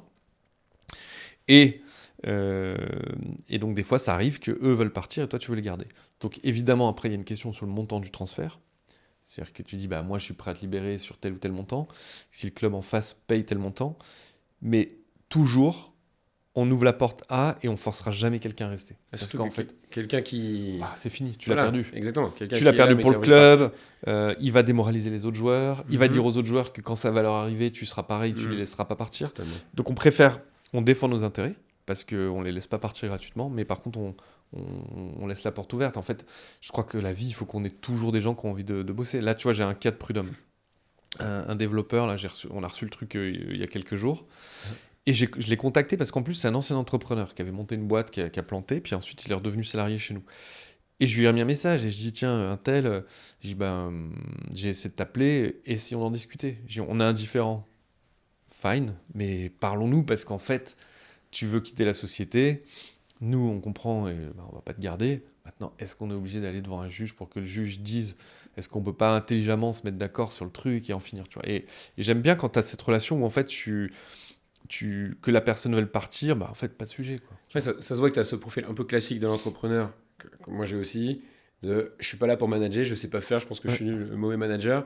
Et les gens qui viennent bosser, ils devraient venir parce qu'ils ont envie. Je suis pas là pour les forcer, comme tu as dit. Exactement. Et c'est inspirant parce que tu as quand même réussi à faire ça à grande échelle. Donc ce mindset, c'est possible de l'appliquer avec pas mal d'employés. Ouais.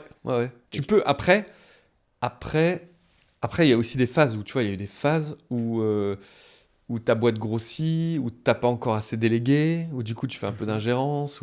Donc, et si tu veux maintenant, aujourd'hui, ce qui est plus facile, c'est qu'en fait, moi je suis en lien avec 10 personnes qui sont, je vais les appeler Top Gun, mais voilà, des mecs qui sont ultra investis, qui aiment la boîte, que j'ai choisi, qui ont grandi avec la boîte. Et si tu veux, moi j'ai des interactions avec eux, c'est facile.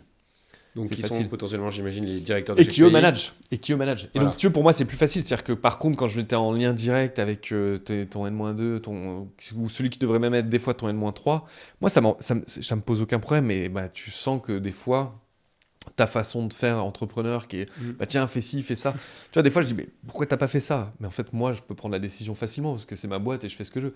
Là, il dit, ah bon, je pouvais, tu vois. Et donc, Donc c'est ça qui est complexe. Mais ce qui est sûr, c'est que les changements d'échelle, on est passé d'une boîte qu'on a créée, aujourd'hui on n'est pas loin de 400. Bon, c'est complexe, quoi. Mais bon, aujourd'hui, je connais plus... Pas tout le monde. Bah non, c'est impossible. T'es obligé, et puis t'es parti aussi sur ouais. d'autres échelles, d'autres cycles. Donc là, les 10 personnes, j'imagine, c'est peut-être tes chefs de chaque pays déjà. Les country managers. En fait, les gens avec qui j'interagis sont les country managers, qui sont souvent les fondateurs des boîtes qu'on a rachetées. Ouais, c'est ça que je veux savoir. Ils sont restés et... Ouais, oui. Pas tous, mais souvent, c'est le cas. Donc c'est les country managers, j'échange avec eux. Les associés des boîtes qu'on a rachetées, et ensuite les gens du board. Donc ont chacun la partie, le CTO, le CPO, directeur produit, directeur technique, directeur revenu. Et ceux-là aussi, tu dis que tu les as choisis? C'est des gens qui sont là depuis longtemps. Ouais. C'est hyper important pour la confiance. Et ils sont tous associés. Ok, donc ça, quand tu parles, quand on a ces discussions sur les motivations de chacun des acheteurs, des vendeurs, mais aussi de rester, quand tu dis on est tous une grande famille, dans ce cas-là, c'est vrai. Je veux les aligner. En fait, on veut les aligner pour 2 raisons. Une raison très égoïste, qui est, en fait, s'ils sont associés, ils partiront pas. Ils bossent pour eux. Voilà. Mais c'est égoïste aussi parce que toi, tu te dis en faisant ça, tu te sécurises.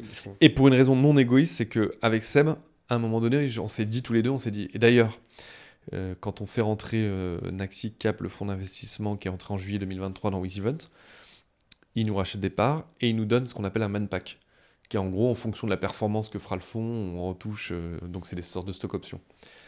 Et 100% était pour nous, et en fait on a décidé que ces 100% de stock options, on les a redonnés aux salariés. Parce qu'en fait avec Seb on s'est dit, attends mais à un moment donné, on va faire le deal, parce que dans 2, 3, 10, 15 ans, j'en sais rien, ou demain matin, on vend la boîte, et en fait on va être tous les deux tout seuls quoi, à faire la fête. Et en fait, c'est quand même cool si les gens qu'on a embarqués avec nous, ils touchent un chèque qui, pour certains, peut changer leur vie, pour d'autres, va vraiment mettre du beurre dans les épinards, ou pour d'autres, ça ferait une très grosse prime. En fait, ça sera cool de se dire, tiens, on a réussi un truc ensemble et on en profite, parce que si t'es tout seul avec ton argent... Ouais, tu t'es dit, on a déjà quand même fait quelque chose d'exceptionnel, c'est déjà beaucoup, ce serait con de ne pas le partager, et ils ont créé de la valeur aussi. Et du coup, tu renforces... pense l'engagement et puis on a communiqué dessus, on leur a dit en fait c'était pour nous et on vous le donne, donc tu vois les gens disent tiens cool, et on l'a fait sur les top managers et ceux qui étaient là depuis plus de 5 ans. Ça revient à quand tu parlais au début d'être capable, de pouvoir continuer à te regarder dans le miroir en étant fier de toi. Exactement. Ça, quand tu as eu ce chèque, tu t'es peut-être dit ok là il y a un truc. Exactement. Trop bien. Ce qui est hyper intéressant dans ce parcours de rachat, c'est que finalement vous étiez la boîte rentable, hyper bootstrappé, qui savait faire de la croissance et de la rentabilité dans un marché où apparemment, j'ai cru comprendre que c'était pas vraiment le cas. Vous avez quand même pu rafler la mise. Ça, c'est intéressant et c'est pas souvent ce qu'on voit dans le rachat d'entreprise. C'est très la mode en ce moment, on en parlait tout à l'heure. Il faut chercher des boîtes rentables, que tu payes X fois les bidas. Vous, c'était quand même... Nous, on aime bien les boîtes pas rentables. On aime bien jusqu'à une certaine limite, mais en fait, on aime bien quand on sait qu'en venant appliquer notre gestion, en amenant nos outils, en amenant nos process, on va être capable de les transformer. Parce que tu connais vraiment bien ton domaine et tu vas pas acheter une boîte, tu vas pas acheter un club de foot par exemple. Non, faut surtout pas le faire. Faut pas acheter quelque chose que tu connais pas. Exactement. Non, alors, avant de parler du club, tu parlais du coup du fonds. C'était quoi du coup cette dernière grosse opération et aussi à quoi ça vous servir? Est-ce qu'il y a d'autres choses dans le pipe? En fait, on a fait rentrer Naxicap, qui est un fonds de private equity français, en 2023 au capital. En fait, ils sont arrivés donc 3 ans après qu'on ait racheté les parts de vente privée. En fait, l'enjeu, c'est que, encore une fois, un peu comme on l'avait fait avec vente privée, on était à un moment donné où tu dis tiens, on a passé un nouveau step parce qu'on est devenu une boîte européenne, parce qu'on a prouvé qu'on arrivait à consolider. Et du coup, et je pense que c'est important de le comprendre aussi, à la fois quand on est acheteur et quand on est vendeur, tu as des moments de liquidité dans une entreprise. C'est-à-dire qu'il y a des moments où le marché, ta croissance, l'état de ta boîte fait que c'est le bon timing pour aller soit lever des fonds, soit vendre une partie du capital. Et là, il se trouve qu'il y a quand même pas mal d'éléments qui est aligné. On avait pas mal d'approches de fonds. Et on s'est dit, peut-être qu'il y a un scénario où on va les voir en allant proposer une stratégie de développement, en continuant cette stratégie au niveau européen. Et ce qu'on a fait depuis, puisque après leur arrivée, on a racheté 4 sociétés. Et là, on est en process sur 4 autres sociétés. Donc, avec l'ambition de créer vraiment ce leader européen. Et je pense que dans 2 ans, on n'aura pas complètement fini, mais on sera vraiment le plus gros acteur sur le marché européen. Et je pense que se posera la question après de dire, OK, nouvelle étape, on va aux États-Unis ou on va en Asie. Et je pense que ce sera l'un ou l'autre, on ne fera pas les deux en même temps. Mais l'idée sera d'aller adresser ces marchés en ayant ce socle très solide en France. Et tu vois, un peu la stratégie qu'on a fait, c'est un peu celle, je le dis souvent, un peu comme quand tu joues à Risk. Je sais pas si tu as déjà joué à ce jeu de plateau. Où, pour moi, il y a 2 stratégies. Il y en a peut-être d'autres, mais en tout cas, si tu caricatures ce jeu-là, c'est un jeu de plateau sur lequel tu mets des armées sur des territoires.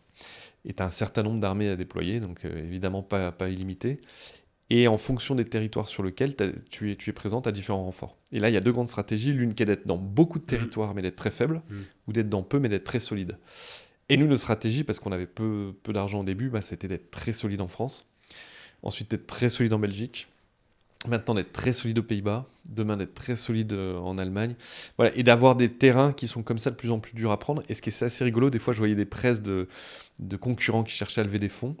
Et où, à l'époque, la France était barrée parce qu'on était là. Tu vas dire, on va pas en France, on est en Allemagne, mais on va aller en Espagne. On est en Italie, mais on va aller en Angleterre, mais on va pas en France parce que... Et du coup, on essaie d'avoir ça, d'avoir un marché qui est assez dur à prendre, ce qui fait que tu as des bases solides, en plus rentables, et ce qui te permet après de te déployer. Donc on y va plutôt par une croissance concentrique, plutôt qu'en étant dans un truc exponentiel où tu ouvres tout en même temps. C'est ça qui a fait sûrement que vous êtes très bien rentable. Et que c'est plus long. À l'inverse, c'est plus long. Tu vois, on est une vieille start-up, tu vois, 2006, 2008, on a créé la boîte. Bientôt 20 ans. Donc, tu vois, pas loin de 20 ans. Et quand je le dis comme ça, tu vois, ça me paraît vertigineux. Et en même temps, c'est ça qui est cool quand tu rachètes une boîte ou quand tu crées une boîte. En fait, tu vois pas le temps passer. Parce que c'est passionnant, parce que tu apprends plein de trucs, parce que c'est une aventure. Et au-delà de la réussite, tu vois, tu parlais un peu des chiffres, tu parlais le truc le plus cool, je trouve, c'est que c'est l'aventure que tu vis. Avec tes salariés, avec notamment les tout premiers, quoi, ceux que j'appelle les pionniers, avec ton associé. Tu vois, mon associé, je le vois, je lui fais un clin d'œil, je lui dis un mot qui lui rappelle une aventure qu'on a eue, il éclate de rire, et puis moi aussi. Donc si tu veux, c'est ce côté-là que je trouve génial, et je pense qu'on peut avoir à la fois dans la création et dans la reprise d'entreprise. Ce qui est bien dans la reprise d'entreprise, dans ma lecture, alors moi je l'ai fait différemment, c'est que nous on le fait pour grossir un business. Mais la reprise d'entreprise, comme je l'ai fait sur le club de foot, où en fait, là, ça n'a rien à voir avec ton business. C'est-à-dire que tu viens dans quelque chose qui est ton seul projet. Enfin, en l'occurrence, ce n'est pas mon seul projet, mais que tu viens reprendre. Tu viens avec toi un œil externe. Je pense que c'est important d'avoir un œil très critique. Moi, j'aime bien quand je vais dans des restos, je dis tiens, c'était mon resto, je ne ferais pas ça comme ça. Ça, c'est classique de l'entrepreneur. Ouais, quand tu vas t'empêcher d'analyser comment tu peux l'améliorer. Comment tu le ferais, ouais. Bien sûr. Et ça, c'est bien parce que quand tu reprends une boîte, c'est exactement ce qu'il faut faire. C'est-à-dire qu'il faut avoir une analyse fine pour pouvoir dire ça, ils le font très bien.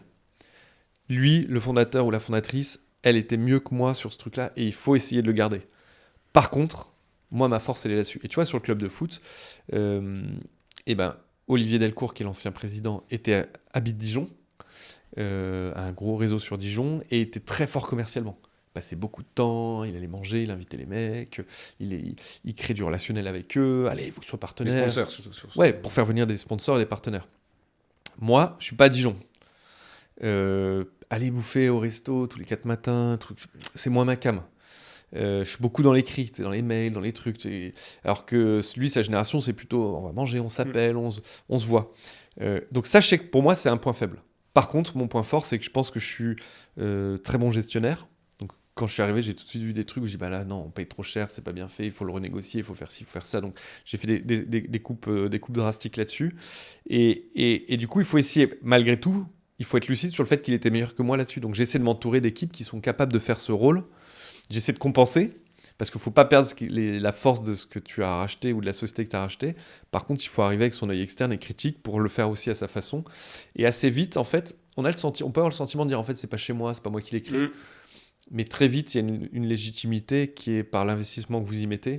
C'est-à-dire qu'en 3 mois, si les gens vous voient tous les jours à 7h au bureau et jusqu'à 22h, en fait, au bout d'une semaine, ils savent que ils considèrent que vous êtes chez vous et vous l'avez prouvé. Donc je pense qu'il faut être prêt à bosser beaucoup quand même. Mais ouais, amener son regard critique pour améliorer les choses et les faire différemment et les faire un peu comme on aurait voulu le faire. Et ça, je trouve que c'est assez passionnant. Et demain, si je devais arrêter le club de foot, arrêter WizEvent, c'est pas exclu que je reprenne une boîte parce que ça pourrait me plaire, ouais. De reprendre, d'essayer de la driver différemment, en tout cas ce challenge de rénover quelque chose ouais. où tu respectes justement l'historique, mais en même temps tu amènes ta patte à toi. Puis tu gagnes un temps de ouf. Exactement. Parce que créer une boîte, c'est-à-dire que là, en fait, vous êtes chez vous, vous dites, OK, je crée une boîte. Il faut trouver, le plus important, il faut trouver l'associé. Et d'ailleurs, sur une reprise, je pense que s'il y en a plusieurs, ça peut être une très bonne chose. Moi, quand on me demande quel meilleur conseil que tu peux donner, c'est trouve un ou une associée avec qui ça fit. Par contre, ça se décrète pas. C'est comme si tu dis à quelqu'un, il faut que tu trouves l'homme ou la femme de ta vie. Mais ça met du temps à savoir aussi, il faut apprendre à bosser ensemble. Ouais. Exactement. Aussi. Mais par contre, ça vraiment, je pense que c'est le truc essentiel. Et donc, je sais plus ce que je te racontais. Parce que je me suis perdu. Que si tu arrêtais tes entreprises actuelles, peut-être que tu rachèterais une boîte pour gagner du temps. Exactement. Oui, et c'est ça que je voulais dire, gagner du temps. C'est qu'en fait, créer une boîte, faut les statuts juridiques, commencer à avoir un produit, un service. En fait, on part de très loin. Ouais. Et en termes de quantité de boulot, 2 ans après, on aura bossé comme un ouf, mais on ne sera pas forcément beaucoup plus loin qu'au début. Là, on arrive, il y a une base, quoi. Je dirais, tout qui est prêt, il y a une force, une faiblesse. Et la chance qu'on a aujourd'hui, c'est que pour reprendre des boîtes, et je le vois, on en parlait un petit peu tout à l'heure, mon papa qui est en train de vendre sa boîte, il a 66 ans. C'était une entreprise de quoi ? Il a une boîte qui fait du câblage informatique. Donc, il câble les bâtiments. Et, voilà. Et en fait, on aura tous de l'Internet chez nous. Donc, je ne dis pas que c'est une boîte d'avenir, mais on aura toujours besoin d'avoir du branchement dans les bâtiments et tout. Et aujourd'hui, lui, il veut partir à la retraite.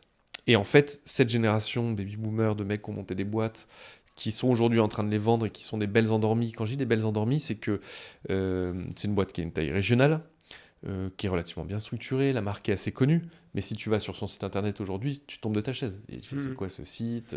Ça fait vraiment la boîte qui a 40 ans, tu sais, avec les photos que tu achetais dans les catalogues, avec les gens qui font, avec qui se serrent la main avec un costume cravate des années 30, tu vois.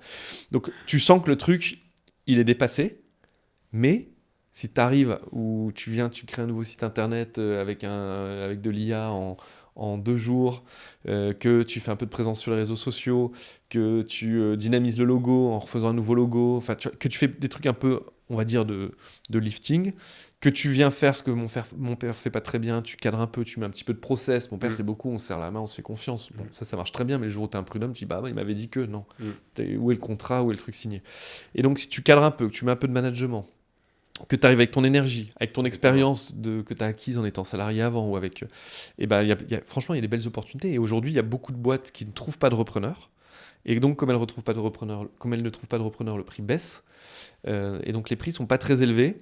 Les banques sont capables de suivre parce qu'elles connaissent l'historique de ces boîtes, qu'elles ont un enjeu que ces boîtes continuent aussi. Et donc moi, si aujourd'hui j'étais salarié, que j'avais envie d'être entrepreneur, parce qu'on est entrepreneur quand on reprend une boîte, on n'est pas un repreneur, on devient du jour au lendemain. Exactement, t'es repreneur pendant 6 mois, puis en fait t'es un entrepreneur. Après, tu entreprends, juste de dire je rachète une boîte, t'entreprends. Et donc devenir entrepreneur en reprenant une boîte, franchement, c'est ce que je pense que je ferais aujourd'hui. Parce que tu gagnes un temps de ouf, ça ne veut pas dire qu'on ne peut pas créer des boîtes, avoir des idées, mais tu gagnes un temps de ouf, tu pars d'une base qui est déjà existante. Et c'est vrai que même pour reprendre ton timing à toi, je crois avoir compris que tu as mis 6 ans pour passer de 0 à 1 million de chiffre d'affaires. Ouais. Et tu vois, et je pense que c'est un peu le chiffre classique. Si quelqu'un commence de 0, et en plus déjà il faut avoir la fougue que tu avais sûrement à 25, 26. Mais là je pourrais plus. On bossait tous les soirs, les week-ends, on n'arrêtait jamais. Ouais. Et réussir à faire ce 0 à 1 million, déjà quelle est la probabilité ? 99% de casse, je pense, dans une start-up innovante comme tu faisais. Et il faut avoir la patience aussi, la patience de 5-6 ans. Ouais, et puis les gens ont l'image de « Waouh, ça a été super vite ». Tu sais, même Facebook, tu regardes, tu dis, mais c'était incroyable la vitesse à laquelle ça a été. Le moment où ça arrive en France, ça fait déjà 4-5 ans que ça existe. Le moment où tu entends parler de Doctolib, ça fait déjà 5-6 ans qu'il a créé sa boîte. Nous, WizEvent, si tu demandes aux gens, ils vont pas te dire qu'on a 18 ans. Ils vont dire, ouais, c'est une boîte qui a 7 ans, 8 ans. En fait, tu as un décalage de perception entre le moment où tu existes et ta boîte en succès et toute la phase d'avant. Et quand on crée la boîte, donc, on a l'idée en 2007. Moi, je démissionne en septembre 2007. Donc, je faisais un peu de conseil en stratégie, je démissionne en septembre. On crée les statuts en avril. Entre-temps, on a bossé. C'est-à-dire que les statuts, c'était le dernier de mes sujets. On a développé le produit et tout. Donc, démission septembre 2007. Le produit sort sur le marché février 2009. Tu as déjà 18 mois dans la gueule. C'est-à-dire que pendant 18 mois, tu as bossé. Tu n'as pas fait 1 euro de chiffre d'affaires. Heureusement, ça a changé. Ouais. Aujourd'hui, alors voilà. Oui. Mais tu as d'autres difficultés aujourd'hui. Exactement. Tu vas avoir d'autres difficultés. C'est qu'en fait, quand tu vas te lancer, à l'époque, tu avais cette barrière de temps et d'énergie. Aujourd'hui, tu vas te retrouver face à 10 fois plus de concurrents. Exactement. Parce que la barrière est réduite. Ouais. Mais donc, on sort en septembre 2009. Donc, imaginons que cette phase de 18 mois, à cause de l'intelligence artificielle, est réduite à 3 mois. OK. Tu viens de gagner 15 mois. Par contre, au moment où notre produit sort, la première année, on fait 40 000 euros de chiffre d'affaires. Première année. Bien sûr, surtout. 40 000 euros, tu payes un loyer à 1 500 euros. Donc ça fait 18 000 euros. Il te reste 22 000 euros, tu payes, Vous êtes deux. Tu payes un demi-SMIC pendant un an. Oui. Tu vois. L'année suivante, on fait 120 000. Bon, 120 000, tu te dis ça y est, c'est parti, mais c'est pareil. L'année d'après, 400. Et l'année d'après, et c'est là où on arrive à 1 million au bout de 5 ans. Et 1 million, c'est très bien, 1 million, tu commences à te payer, tu as des locaux, tu existes, ouais. Mais ça a pris 5 ans. Et entre-temps, nous, on a eu la chance d'être encore là, mais tu as la moitié des boîtes qui flashent. Donc c'est pour ça que d'arriver sur une boîte qui a un historique, qui a déjà des prestataires, qui a déjà des salariés, qui a déjà une marque, qui a déjà du matériel, qui a déjà des locaux, des véhicules, des trucs, tu pars d'une base et tu arrives souvent dans des boîtes où les nouvelles méthodes de management, les nouveaux outils, l'intelligence artificielle, tout à l'heure je parlais du site web de mon père, tous ces trucs-là, où toi, en étant un peu plus jeune, en tout cas plus dans un autre moment de ta vie, tu apportes tout de suite quelque chose qui vient remettre la boîte là où elle pourrait être. Et puis après, en termes de profil, tu vois, tu as bien décrit 20-25 ans, la folie de faire des startups, je pense que c'est très bien. Ouais. Moi, je pense pas que c'est le profil parfait pour racheter une boîte parce que tu n'as pas peut-être cette maturité d'aller racheter la boîte de ton père et en même temps respecter les process des anciens, etc. Tu arrives juste avec ta fougue de non mais oh là là, t'as pas de site, on va faire de l'IA et tout. Faut pas oublier que tu peux pas changer non plus trop vite. Exactement. Nous, on a acheté une boîte en ligne mais qui est en rapport avec le BDP. On a essayé de faire par exemple du cold call, des choses comme ça. Les mecs, tu leur dis on a rendez-vous, la personne prend un rendez-vous avec un commercial pour le lendemain. Le mec il dit oui, pas de problème.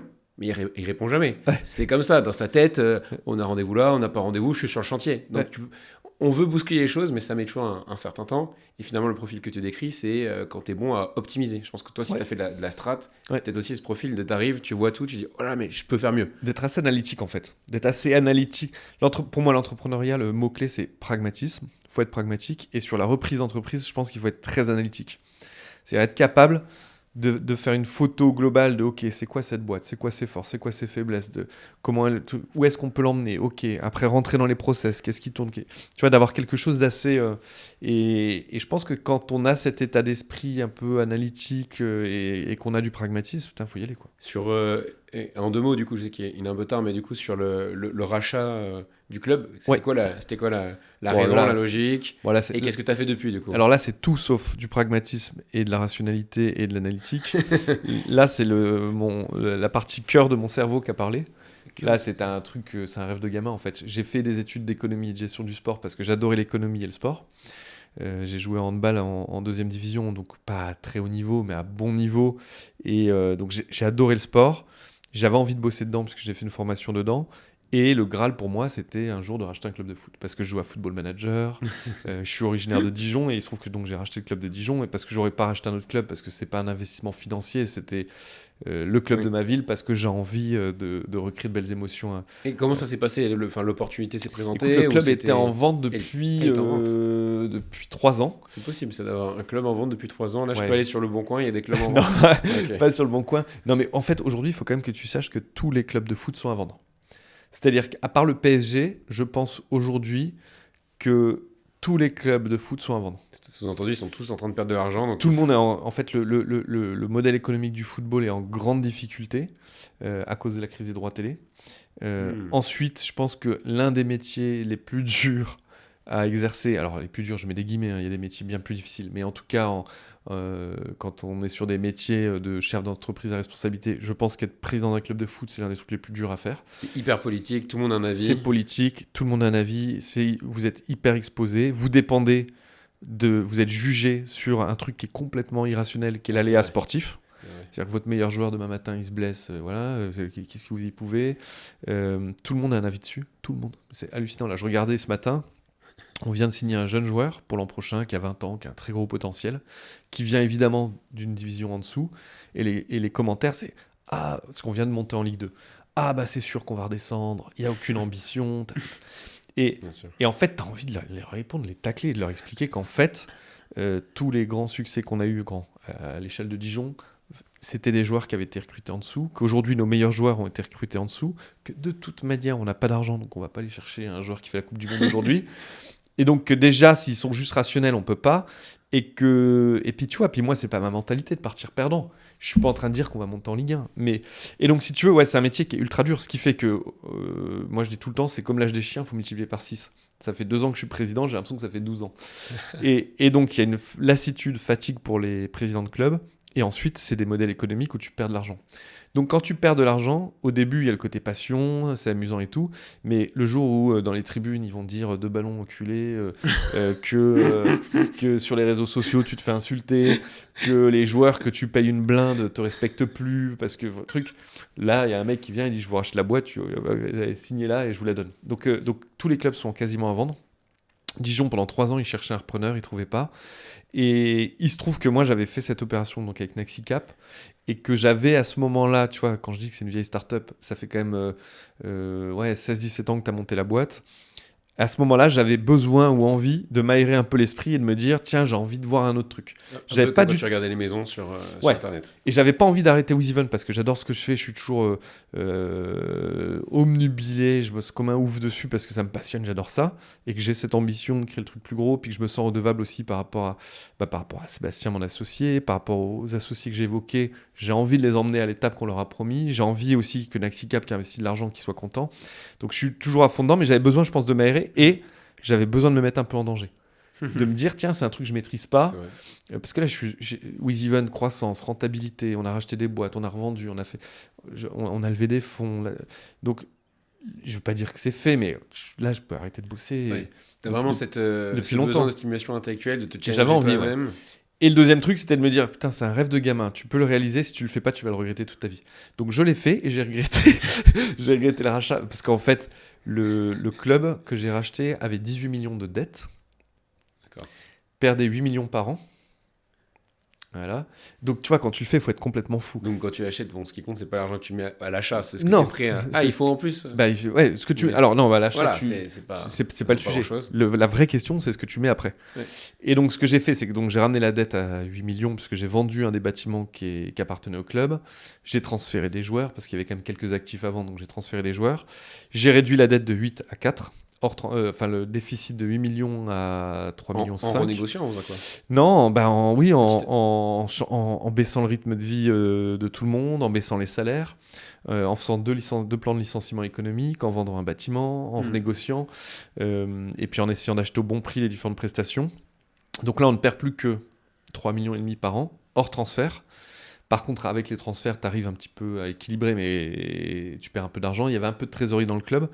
Donc, mais en tout cas, et on est remonté en Ligue 2. Donc en remontant en Ligue 2, on va de nouveau avoir des droits télé.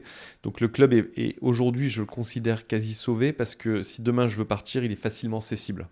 Parce qu'on est en 2e division, parce que j'ai fait le travail de tout cleaner, et puis qu'il y a quelques actifs intéressants avec des joueurs et ainsi de suite. Mais au début, quand tu reprends le truc, et que tu te rends compte de l'attente des gens, de la pression que tu auras, c'est-à-dire que tout va être analysé et tout. Ouais, j'ai un peu pris peur, tu vois. Moi, le premier jour, je suis rentré et je me suis effondré en larmes. J'étais là, qu'est-ce que j'ai foutu ? Ouais, parce que tu rentres et tu dis, attends, peut-être que ça me paraissait un peu plan-plan, mais WizEven et tout, j'avais envie de me mettre en risque. Mais là, tu dis, putain, tu t'es quand même bien mis à risque, quoi. Puis tu te prends une responsabilité de ouf. Puis du coup, ton rythme, WizEven, je bossais beaucoup, mais là, du coup, tu te rajoutes du boulot. Donc là, d'un coup, t'es devenu... tu vois, je me suis remis à bosser les soirs et les week-ends. Les matchs sont à Dijon, donc une fois tous les 15 jours, je vais à Dijon pour le match. Tu prends le train, puis du coup, ton épouse, elle te dit c'est un peu relou quand même tous les 15 jours, puis t'as tes gamins au milieu. Donc si tu vois, à un moment, j'ai dit waouh. La chance que j'ai dans tout ça, c'est que sportivement, en 2 ans, on est remonté. Que maintenant que les moments difficiles sont passés, de licenciement économique, de vendre les bâtiments, d'arriver à prouver, parce qu'au début, tu as beaucoup de défiance. Les anciens partenaires qui étaient là pour l'ancien président, qui sont partis, toi, tu le prends très personnellement. Oui. Tu dis, putain, je viens sauver le club de ma ville. Je me mets à risque. Je passe du temps, de l'énergie. Et toi, ils te voient pas comme un sauveur. Et moi, il y a des mecs qui disaient, c'est un Parisien. Un Parisien. Non, mais ils me voyaient comme un communicant parisien. Putain, je suis un entrepreneur, j'ai monté ma boîte, je suis né à Dijon, tous mes aïeux sont enterrés à Dijon, j'ai ma belle famille à Dijon, mes parents à Dijon, je rachète le club de ma ville pour essayer de le sauver, et les mecs disent, ouais, c'est un parigot. Putain. En plus, j'ai rien contre les Parisiens, mais franchement, ça, je leur en ai voulu, et je l'ai encore un peu en travers de la gorge, mais donc quand tu prends ça dans la gueule, il y a un moment où tu dis, putain, pourquoi je fais ça ? Tu as envie de dire... Et donc là, on a eu la chance de remonter en 2e division, et puis que le boulot soit bien fait, et surtout, j'ai trouvé un super directeur général. Et puis les nouvelles équipes qui sont arrivées, les équipes qui sont au club, franchement, elles font un boulot de ouf, que ce soit sur le sportif ou l'administratif. Et en fait, quand au début, tu arrives et que tu es vu comme le Messi, parce que tu reprends le club et que tu es censé amener, comme tous les présidents de club, beaucoup d'argent, que en fait, tu dis, bah non, en fait, on va faire du licenciement économique. Les gens, tu as beaucoup de défiance en interne. Donc tu reprends un truc où tu as beaucoup de défiance, tu viens changer des pratiques et des habitudes. Le tissu local, au début, te regarde d'un œil un peu méfiant, alors que maintenant... On a des équipes qui adhèrent parfaitement avec ce que je veux faire. On a rééquilibré les finances. Et puis le concept de rentabilité, c'est pas un concept pour eux. Donc eux, ils disent, mais attends, mais c'est oui. C'est Bernard, alors moi, c'est une danseuse. Je le fais pas pour gagner de l'argent. Je le fais vraiment pour me faire plaisir et faire plaisir aux gens. Mais je l'ai dit au début, je dis en fait, j'ai pas acheté c'est pas une danseuse, c'est un cabaret là que j'ai. C'est que ça coûtait trop d'argent. Et donc là, petit à petit, on est en train d'y arriver. Et tu vois, tout à l'heure, je dois partir parce que je vais à la DNCG. C'est pour ça que je te disais que je pouvais pas rester plus longtemps. C'est l'organe de contrôle de la Ligue de foot qui valide ton budget pour passer pour pouvoir débuter le championnat. Et c'est là où tu entends souvent la télé, ils sont passés devant la DNCG, ils ont été bloqués ou pas. Et c'est comme ça que les clubs déposent le bilan quand ils passent pas la DNCG. Ok. Mais non, on va passer. Ce qui t'a sauvé, c'est d'avoir finalement trouvé ce DG ou ces bonnes équipes. J'ai trouvé un super DG, ouais. Et puis ça correspond un peu à, finalement aux autres histoires, aux autres achats où tu as fait. Tu avais déjà des bonnes personnes et ça s'est bien passé. Ouais. Et là, tu as peut-être qu'il te manquait cette personne et c'est toi qui es tombé finalement dans l'opérationnel au quotidien. Ouais. Alors je suis tombé dans l'opérationnel un petit peu, mais j'ai surtout été recruté ce directeur général qui arrive en même temps que moi, qui a aujourd'hui 29 ans. Quand je l'ai mis à la tête d'un club de foot, il avait 27 ans. Ah, incroyable. 27 ans. Plus d'une centaine de salariés, plus jeune président d'un club de foot pro. Tu lui demandes de faire des licenciements économiques. Enfin, il a fait un boulot de ouf et il a un très gros réseau dans le football. Il est passionné. Et c'est grâce à lui aujourd'hui qu'on a ces super résultats. En plus, on a trouvé un très bon entraîneur. Enfin, voilà, il y a une part de chance, mais la chance, on la provoque aussi. Bravo. Dernière question, belle demeure. Alors, tu as fait 2 visites. Est-ce que tu as enfin un extérieur à Paris ? Alors, pas Paris, mais oui. Ah. On est sorti un peu de Paris, on a un truc cool. Il y a plus de place. Et je suis un... Non, j'ai beaucoup de chance parce que j'ai eu la chance que WizEven tourne bien et j'ai la chance de vivre à Paris dans de bonnes conditions, ce qui n'est pas donné à tout le monde. Donc c'est aussi pour ça que j'essaie de redonner. Tu vois, quand j'ai racheté le club, tu réinvestis dans un truc qui n'est pas pour gagner de l'argent, mais qui est dans quelque chose qui est collectif. Et un club de foot, c'est ça. Et au fond, l'aventure entrepreneuriale, la reprise, je crois que c'est un projet qui doit être collectif.